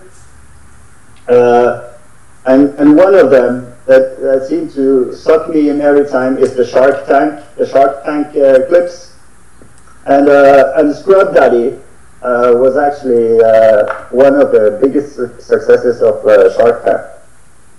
You know Shark Tank? No. Is that another company? Is it? No, Shark Tank is a TV show where people with business ideas or businesses come to talk to 4 or 5 investors, well-known investors, to pitch their idea or product and get investments. I'm surprised you haven't heard about Shark Tank. Oh, there's different shows with different names of the similar sort of thing. Like there's one on on BBC. I think you have Dragon's Den. Yeah, and there was another one, a toy one that was on TV in New Zealand recently, where you got to pitch a toy and also to the investors or whatever, but also to a group of kids, and the kids will criticise and pull it apart and just make or break them, So yeah. So it's the same thing, and I sometimes when especially now that I was immobilized with 6 fractured ribs and a bruised sternum, I couldn't do anything. So YouTube and Shark Tank, a lot of Shark Tank, and Scrubdaddy, Jay, are you worried about monetization at this point? No. Or No. anything goes? No, I wasn't making much money anyway. No, because the Scrubdaddy is not just for the people who like to clean stuff. I was told that it could be used. The Scrubdaddy could be used to give a good daddy scrub. Not sure what it means, but there has been some concern as to what that is. Would you say a daddy scrub? Well, I do actually have one of those kind of scrub sponge things that you have on the end of a stick, and it's in the shower, and it's for cleaning your back. Yeah. I don't know, maybe the scrub. What do you call it? Scrubdaddy. A Scrubdaddy could be a replacement for that. Now. Yeah, they have varieties. Yeah. Many types of Scrubdaddy. Now you mentioned earlier scallops of the woods. And yes. What the hell was the other one? It was something oysters, moose testicles. I'm very passionate about foods. Moose testicles, goat testicles. Okay, yes. so apparently for you, goat testicles are the mountain oysters, and scallops of the woods is it moose testicles? I happen to know that scallops of the woods is one of the names for the moose testicle. The goat testicle, that was just a wild guess, based on like I just guessed. Okay. I didn't know the sheep would go to like when you say mountain, I think about rocks, and I think more about goats than sheep. Yeah. So do you actually have any kind of weird foods like this in Norway that people eat? Yeah, we do. I suspect you do this in New Zealand as well, but we have what's called a smalahove, which is the head of the sheep. This is it's smoked, so it's just the head, and you put the head on the plate, and the eyes are like the eyes and the cheeks are the best part. You just eat the meat of the head. Yeah. That one tends to scare foreigners. Also whale, just like the Japanese, we eat and Eskimos, we eat whale. Yeah. I almost said male meat, but I meant whale meat. Yeah, I think the Norwegians and the Japanese are the only ones left in the world that actually eat whale. Everybody else is like, no whales, no whales. Actually, I can educate you a little bit. The minke whale, which is the one we eat, we don't catch every whale. The minke whale is actually, if it's not hunted, it will become too many of it. So it's sustainably caught. It's not like a blue whale or anything like that. In fact, if you just let it procreate and reproduce, it will actually become a pest in the ocean.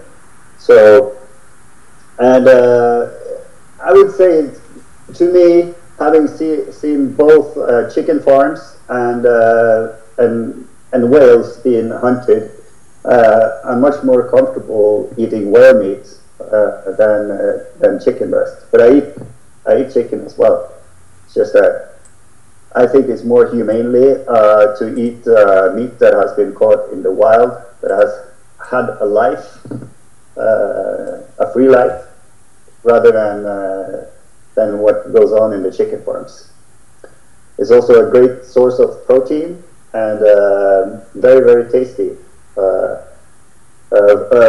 fun story, my sister, she has a Scottish boyfriend now, and he was over here for dinner, and as an appetizer I served carpaccio made of whale.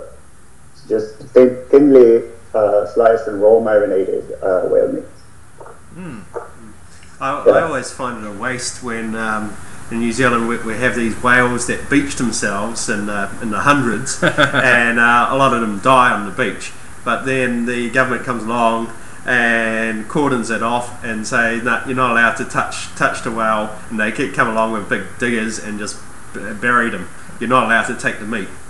They always just bury the whales in the sand, and I'm not sure why it is. I think it's some kind of cultural sensitivity thing. It's something to do with I think it's the local Maori people have some kind of cultural respect for the whales or something. I'm not really sure what it is, but it is actually a huge waste. If you've got this beached animal that's dead, it's what's really wrong with letting people eat it. And there are people, or at least use it for something, fodder or stuff. But then again, when a whale is beached, something went seriously wrong with it. So it might be a disease. It might be one of the things that worries me about the ocean is the amount of plastic that is actually consumed by animals. That's been in the news a lot recently. Yeah, it's terrible. But also, if you're having 100 whales beaching themselves, there's obviously not something wrong. Well, apart from their behaviour maybe, but if it was a single whale that washes up on the beach, then sure, it's probably disease. But when you get a whole pot of them that washes up, then there's something is going wrong, because whales are excellent navigators, right? It's very hard to actually imagine, to visualize and understand and comprehend the distances a whale travels each year.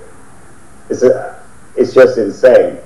And the thing is that we, as humans, we disturb things. We disturb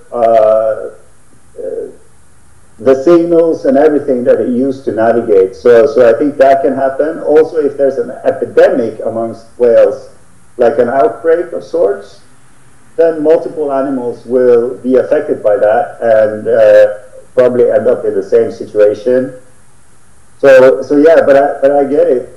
If it's like every year they come there, then it's like almost like the elephant burial grounds. You know what I mean? So it seems like they go there to die. That could be. I don't know. I don't know why it happens, but I have to correct you. It's not only Norway and Japan that are catching and hunting and eating whales. There are several countries, and also the Inuits, the Eskimos. They will hunt whales in the Faroe Islands. That's between Great Britain and Norway, actually, with the Shetland Islands and the Orkney Islands and the Faroe Islands. They will hunt a different type of whale, and also Iceland. They hunt and consume whale. But Norway got all this attention because of Paul Watson. Yeah, so do you have any examples of getting sick eating food either in Norway or overseas? I have an example. I was actually in Xi'an in China in 2012. Yeah. And one of the sayings about eating food in China, and this probably applies to most Asian countries, I don't know, maybe you'll know this as well, is when you're eating food in a country that doesn't have good food standards in terms of hygiene and stuff, hey Mo Man just arrived, and is to actually stick to the restaurants that are popular, that they have lots of locals in, and don't go for the quiet restaurants because they're quiet for a reason. Have you ever experienced this? Yeah, well, the only time I've been sick in Thailand was when I went to an island in the off season, and I ended up being the only guest on the whole island with several hotel staff kind of serving me, but because I was the only guest on the island, they and in the off season apparently it's standard, they they only run the power during the daytime. So at night time, they shut the power off at, say, 11 o'clock at night through to 8, 9 o'clock in the morning. So what I realized after I did get sick was the reason was because they didn't have a high turnover of the food. They would have stored like their chicken or whatever meat in the freezer, and what would happen is every night the power would go off. The food would thaw out a little bit, and because it's hot over there, it's 30 degrees plus even at night time, and then it would refreeze and go through that cycle. So what I learned there was when you're on an island that doesn't have consistent power or a high food turnover, you don't eat the food, or at least eat any kind of food that could get bacterial poison, and you just stick with it. I can imagine, because that's basically how to grow bacteria and stuff. That's what you do. Yeah. You just turn the heat off, you turn it on. Yeah. But generally in Thailand in general, on the mainland, it's pretty safe in terms of food poisoning. Again, because I think there's a high turnover of the food. Everyone, the guys on the street, they go down to the market first thing in the morning and get the freshly slaughtered chickens or whatever. So even they have a lot of fresh food. Yeah. So even though they don't have the refrigeration and that sort of stuff, it's a high turnover and it's fresh, and it's not kind of sitting around and being constantly reheated or cooled down and then reheated and all that sort of so that was the only time I got sick in Thailand, was from being on this island that had the power at it. I haven't had a lot of food poisoning happening to me, but my friend also got food poisoning in Thailand because he has the habit of ordering his steak medium rare.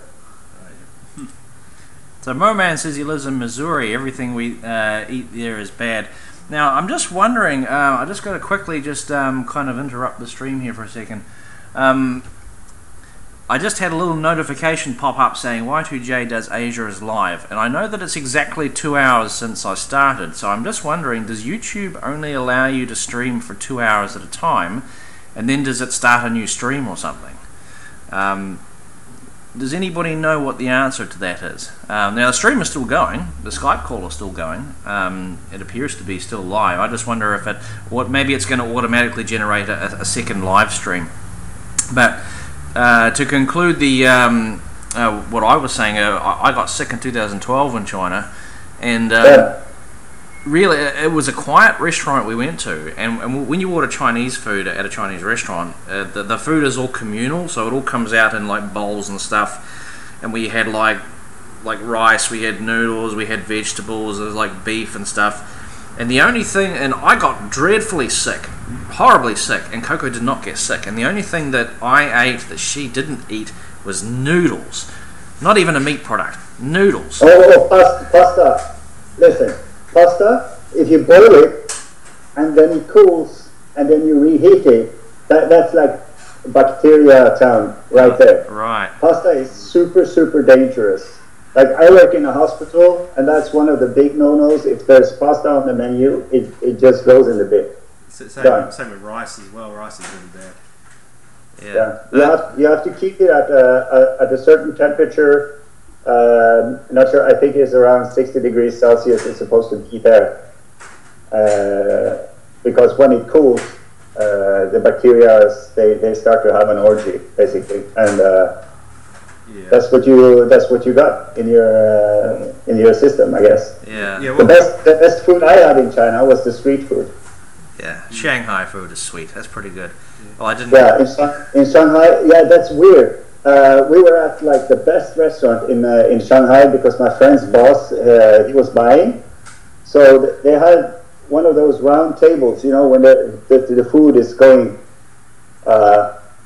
goes past you, and you take a bite from this and a bite from that. some of the weirdest stuff was the candied mandarin fish, which is an orange fish, and it was covered in sugar, basically. And the same with the smokes. They had eel that was also candied. This was dinner, not dessert. And but the most tastiest in that restaurant was the cow's foot. It was literally a foot, just chopped off here, and just standing on a plate. And then you just take your chopsticks and you grab off a little slice. It was very tasty. But the street food I had, I think it's, I don't know what meat it was. It might be goat or cat, whatever, but it was from the, what's it called, the Muslim part of China? Well, there's Xinjiang province, that's where we were going. That, you know, the nomads, the guys with the camels and stuff. They had this street cart, and I had 2 days left in China, and I just took a chance, and it was super tasty and super cheap. But yeah, like you say, the street carts that are busy, that people go to all the time, it's probably better than a very quiet restaurant. I just have to. If you have a look at what's actually in the comments now, Moman just said, my sister-in-law just came back from China and all she talks about is the toilets there, a hole in the floor and urine everywhere. I've seen this several times myself. I've unfortunately had to experience it as well. The toilets are not always bad because like in fancy restaurants and stuff, they'll employ somebody to keep the toilets clean and it's not too bad. Of course, there's a catch-22 with that because you're expected to basically tip that person who's employed to clean the toilets. But any public toilets, like in a public park or in a high turnover area like a train station or an airport, any kind of public toilet is dreadful in cleanliness and generally in China. I remember being on a train going from Beijing to Xi'an and going into the toilet because you had to go to the toilet because it's a 10-hour train ride and there's if you've got to go, you've got to go, and you go in there and there's literally piss and shit just all over the floor because people are they're having to use a squat toilet, but they're using it on a moving train, so it's not entirely their fault. It's just that the train is moving. So yeah, but that's one thing I have to say is about the toilets, the squat toilets being covered in urine on the train. Definitely, totally understandable and should be expected. But I think tourists have a lot of the blame for urine being everywhere in the squat toilets because they don't use it the proper way. Yeah. But when I was in Morocco, in the mountains there, they also had the squat toilets, and I was. It's partly a food experience because the food I had a cook with me and a mule and a guide, and they were cooking for me, but I wasn't used to the food there, so I got a little bit constipated. And I was hiking maybe 30 to 40 kilometers each day into the mountains there, and so my legs were stiff, like you wouldn't believe. And then I'm trying to squat at this toilet, and my legs are just shaking, like I had been exercising at the gym, leg day, just jello. And I'm trying to do my pooping, and it was just so I'm trying to hold. I have to hold in they have like a faucet that you use to get the water to flush because there's no flush, obviously. You have to just pour in water, and I'm holding that, and I end up tearing that off the wall. But yeah, if I had used that improperly to go urinate there would be urine everywhere, because it would just splash. But if you squat and do it properly, it would be less of a mess. But I don't think that was the case on the train. We get the same on the trains here.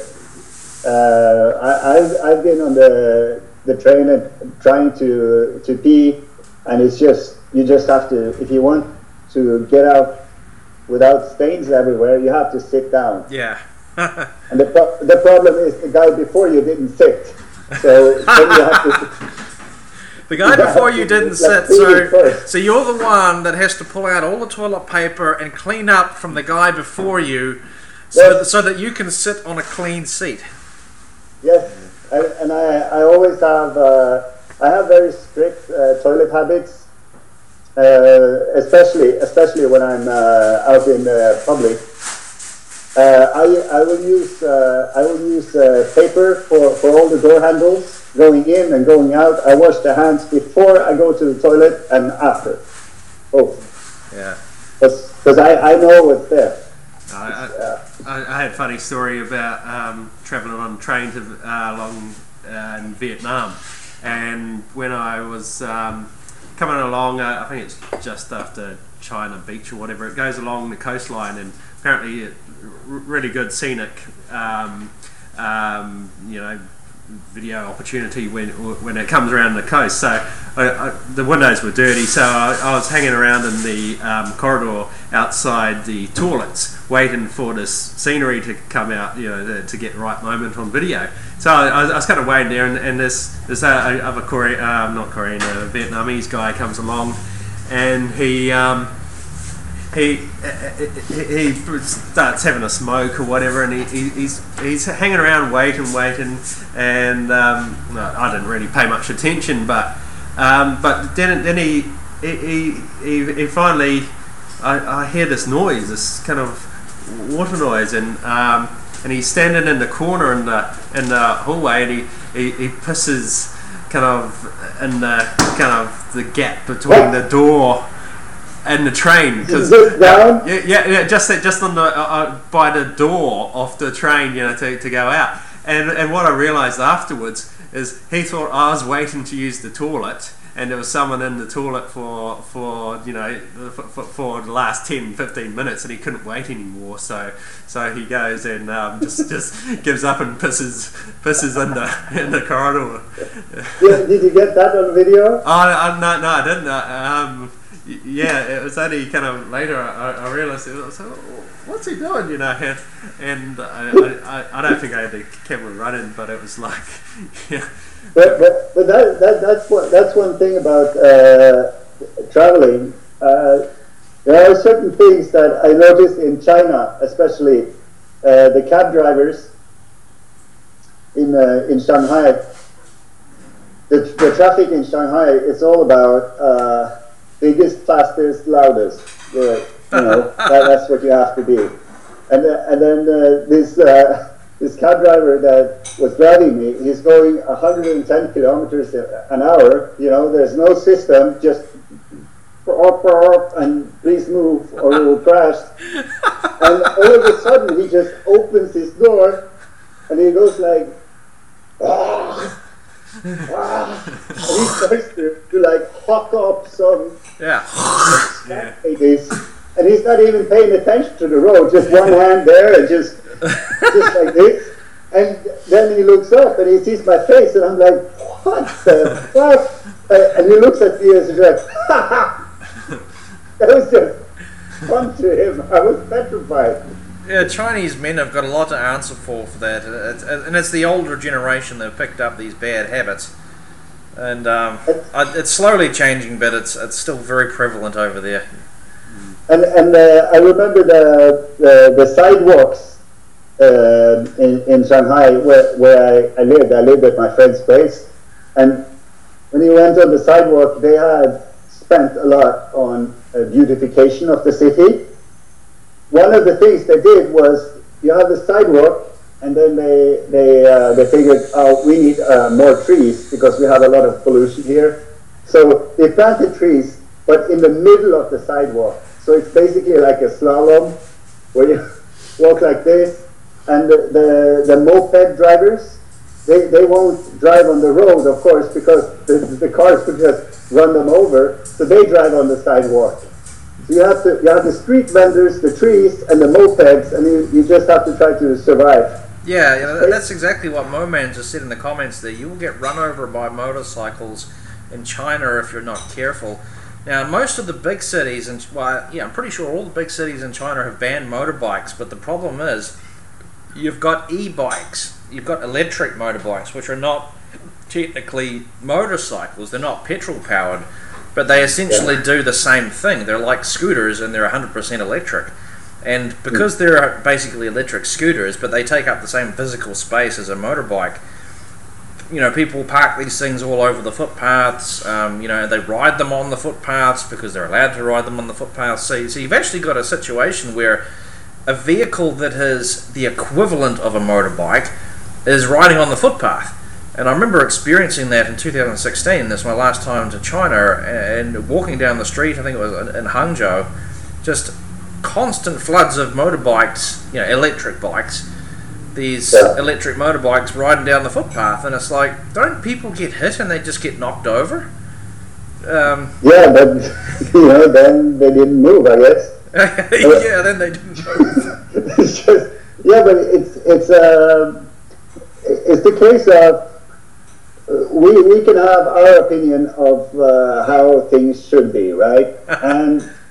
But they have theirs, and it looks like no system, but there is a system. Yeah, sort of. Definitely, like in Vietnam, to cross the road, if you wait, there's never going to be a break in traffic. So what you do, the standard practice is just walk straight out in front of the traffic, and the traffic know how to deal with that. They'll go around you, they'll time it right.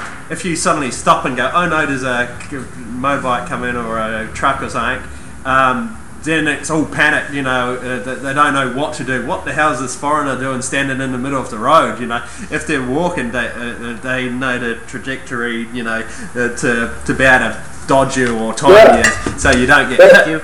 But as soon as you react to the traffic, but they can't have a very polite and structured traffic. Yeah, it wouldn't work because there are too many. They're like ants. Not the people. I'm not being racist. I'm not trying to, but I almost did it. But there are so many, right? So to have that flow, exactly what you're saying. To have that flow, you have to adapt to them. You can't go to Vietnam and say, "Hold up, this is how we do it." Okay. We stop at the side of the road. I look to the left. I look to the right. I signal you that I'm about to cross the road, and then you stop and you wait politely until I pass. You know, that's what we do here in Norway. But we are almost no people here, like 5 million in the whole country. You know, it makes more sense to have that type of culture.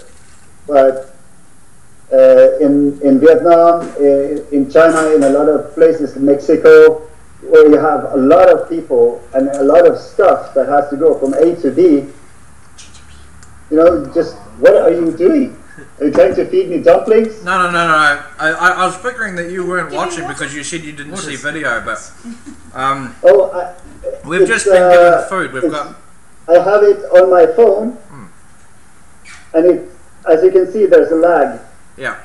Well, this is a bowl of chips that we just got given by Coco. So we got chips here, camembert cheese, and cheese, and that's cucumbers, isn't it? Yeah. No, I'll stick with the veggies because I'm on a kind of a diet at the moment. Now, sticking with the food theme, one question. Yeah. Your friend there, the one with the diet. Yep. Your name is Jay as well? Jamie. Jamie. I'm Jamie. He's Jamie. Yeah. And okay, because you said something about videotaping on the train. Do you have a YouTube channel as well? No, and that was quite a few years back before. No, I don't have a channel. I haven't really uploaded anything. You know, it's just We're all small-time YouTubers here. We're not what you call somebodies. I was wanting to ask you, Bastos, what the hell do I call you anyway? Do I just call you Bastos, or do I, you know, like, what's your name? My name is Eystein. Can you type that into the comments so I know how it's spelled? Otherwise, I'll get it wrong. It's a Norwegian name, right? It's a very Norwegian name. It'll have too many consonants in it. I was wondering, what the hell was the deal with the Osterhovel thing? Because suddenly you and Hissing Thoughts and Hamish Webb, you all made these cheese videos. All at the same time. What was the deal with that? Cheese good. The thing was that it actually goes back to John Garrett, our friend in Ohio. Back in the days of Beam, just about a year ago, actually a little bit more since it shut down before February, but I did a Beam and then showed the sign saying Weinertoast, and it just cracked him up. It was like, because of you know what wiener means. It means penis. Mm-hmm. So toast, two penises toasting, or is it a toasted penis? What is it? You know. So then I made it's sort of a gag on the Weinertoast. A lot of the stuff I do, like my humor is, I tend to make myself appear like unaware of sorts, a little bit out of it, and so I'm trying to figure out what the Weinertoast is, but honestly I know, but it became a game. So it's hashtag Weinertoast, and then you have bread, right, and then you have cheese, and then you have something that constitutes the term wiener, and then you make your own version. So I think there are 12 videos out there now from all over the world. And then Daryl, Hissing Thoughts, he cut the cheese with a knife. Amina saw it, my daughter, for those of you who don't know, she saw him cut the cheese with a knife, and it cracked her up. She just lost it completely. She was laughing her ass off, and because he's cutting the knife with cutting the cheese with a knife, and we have this utensil that we use for the cheese slicer. Osterhovel, right? Yeah, Osterhovel, yeah. So that's why I ended up my Father's Day gift from Amina. She got her money to do that, but she spent it on Osterhovel for D-Man that we sent to New Zealand. And then, of course, when he got it, he made a video and he used it wrong. Yeah. Now, Moman just put in the comments, what's the guy's channel with the beard? So this is Capitan Bastos. He lives in Oslo, Norway. I guess you could describe it as just a vlogging channel. How would you describe your channel? I wouldn't say vlogs. That's why I call them Bastos movies, because a vlog to me is it's just that. It's a video log of what happens that day, right? A short film has a script. It's directed, right? So it's neither, but it's both. So what I try to do normally when I make one of my Bastos movies is about capturing the emotion of that day. Or it could be the stuff that I just do for my own amusement, or I try to do something for somebody else. But that's basically it. My channel is my creative sandbox. It's a place where I can do stuff that I don't get to do at work, for instance. So yeah, it's a creative outlet, and it's where I learn something new. So I always try to do different things, and you know, a lot of the things that I spend a lot of time on, most people won't even notice in my videos. But yeah, it's that's what it is. I wouldn't call it straight up vlogs, because that would disappoint people. If they want the normal vlog content. Yeah, I was wanting to ask you too, because like when I looked at your profile picture on YouTube, you basically looked a wee bit like me, like no hair on the head, no hair on the face, and you look very different now, because now you've got hair, you've got a beard. did you just decide to grow a beard at some point? Oh yeah, I've done so many times. But I've had accidents, especially when trimming the mustache.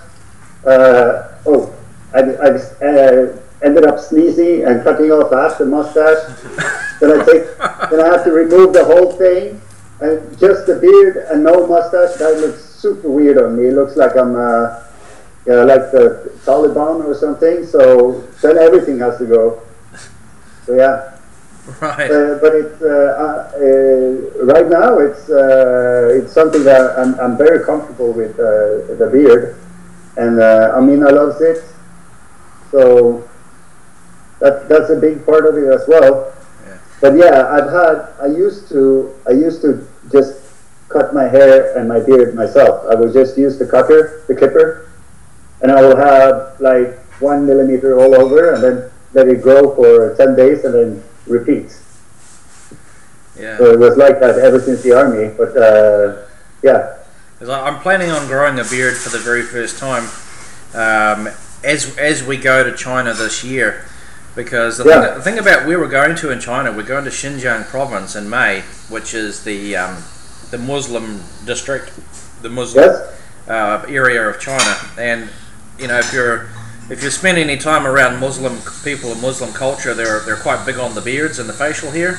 You know, they you sort of get more respect from them if you have facial hair. So as I leave, I'm planning on beginning to grow a beard. I can't really grow it before we leave because my employer has a policy on no growing beards. You can actually have a beard if you've already got it, but you can't grow it because what they don't want is they don't want that stubble phase where you know for a couple of weeks you look scruffy, because you know I work a public role where I work with the public.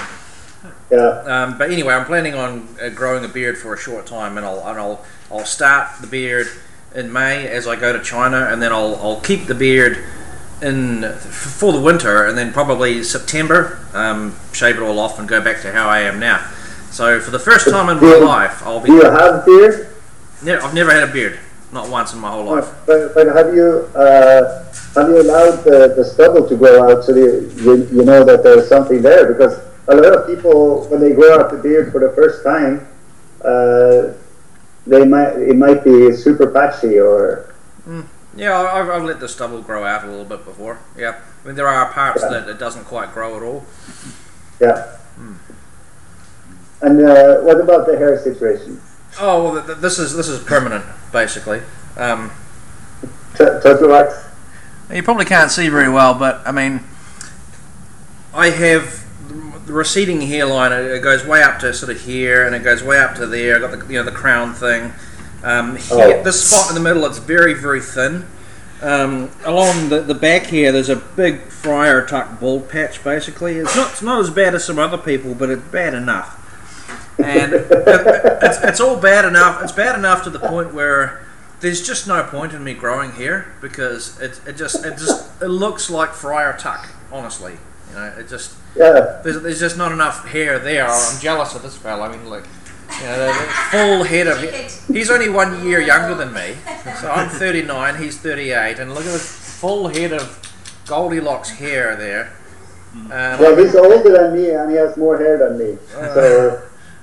I agree. This Jamie character, he's. I don't know if I like him. You know, he has too much hair. Anyway, well, we'll finish things up now because we've been going for 2.5 hours now, and if I grow a beard, it's a ginger beard. So yeah. I get that a lot, especially in certain lights and in certain, when I color grade in certain ways, my hair, my beard will look more ginger than it actually is. I am actually blonde, but the light reflects in different ways. But having a ginger beard, there's nothing wrong with that, you know. I think every man at some point needs to grow out his beard, like before he dies. To sort of get to know himself even better. Yeah. because it's part of the thing that society is sort of choking out. Because, like you said, you work in the public service, so you can't have stubble. You know, society is pushing these conventions on us. So, you know, I have a lot of friends that they shave their chest and stuff. So it's part of you. So you should see it at least once. You know. And that's what you have to do when you grow out your beard. Like me, I'm not done. I need to grow it for another month, and then I'll go to the barber and fix it up real good, like snug on the sides, and then get the lines right. But you have to grow it out before the barber can see what beard is best for you. So it's a little bit like you know, bushes and hedges in the yard. Yeah. Yeah, I have to let them grow before you can find the aesthetic look. All right. Well, I think we'll wrap it up then. Thanks for calling in, Eystein. Is that correct? Eystein. Eystein. Yeah, that's very nice. It's a bit like Einstein. Eystein. Scrubdaddy. Scrubdaddy, sponsored by Scrubdaddy. All right. The original. Right. Okay, well, we'll wrap things up now. Thanks for calling in, Eystein. And yes. I think we'll probably close out. We'll probably close out the video just by watching one more food video. Oh, I put the shades back on as well. Just like Jamie. Yeah. Well, it's if we're going to do things that are unnecessary. Do you have shades as well? Do I what? Shades. Oh, not on me. I've got my glasses, but I don't have shades with me right now. But I'm actually planning on. This is a kangaroo skin hat, and you know I love these things. I wear these things every time I'm sort of out and about. But I'm planning on buying another one of these in Australia, actually. Anyway, I will end the Skype call now, Eystein. Capitan Bastos. Thanks for calling in. See, I almost got that perfect, just as he was doing that, just almost got it. So that was Capitan Bastos, and yeah, he makes Bastos movies. Look at that! I'm just watching the delay on the stream there. It was almost perfect. So we're gonna just basically finish up, and we will watch one more food video, and. Well, have you heard of the Chinese delicacy where they ferment eggs in prepubescent boy urine? No. It's well, what's this product called? I'm not sure. Cocaine might know. Because I'm going to do a search for it. Urine fermented eggs. Just look at it. Urine soaked eggs? Yeah, that's possibly it. Yep. Alright, okay, so it's for a healthy life. Alright, we'll just get this video ready. Okay, anyway guys, thanks for tuning in. This video is 2 minutes long. We're going to be closing out the video with this. You know, so as soon as this video is finished, I'll just be hanging up the stream. Let's have a look at urine soaked eggs. Thanks for tuning in to Y2J Does Asia Travel Talk Livestream number 2. Unmistakable scents from these hard-boiled eggs sold on the streets of Dongyang in eastern China. They are soaked and boiled in urine. Yes, urine of young boys, preferably those below the age of 10. Hence the name Virgin Boy Eggs. It's a popular springtime snack in Dongyang and touted for its health benefits. If you eat this, you will not get heat stroke. These eggs cooked in urine are fragrant. They're good for your health. Our family has them for every meal. In Dongyang, every family likes eating them. It takes a full day to prepare the snack, starting off with collecting urine from boys' toilets. Then the eggs are soaked and boiled in a pot of urine, after which the shells are cracked and the eggs are simmered in the same urine for hours. Those who snack on the eggs say they help decrease body heat and promote better blood circulation that can make one feel reinvigorated. Our ancestors were already doing this. By eating these eggs, we'll not have any pain in our waist, legs, and joints. Also, you'll have more energy when you do work. But not all folks in Dongyang are convinced. I don't like eating these eggs. Other people like it because they have this tradition in Dongyang that these eggs are nourishment for our health and that it would help prevent things like getting a cold. I don't believe in this at all. I don't eat them. Medical experts have mixed reviews about the health benefits, and some warn of sanitary issues in this unique delicacy. But this hasn't stopped the local government from declaring the virgin boy eggs as an intangible cultural heritage. There's a... Yeah, okay, that's disgusting. I'm not going to be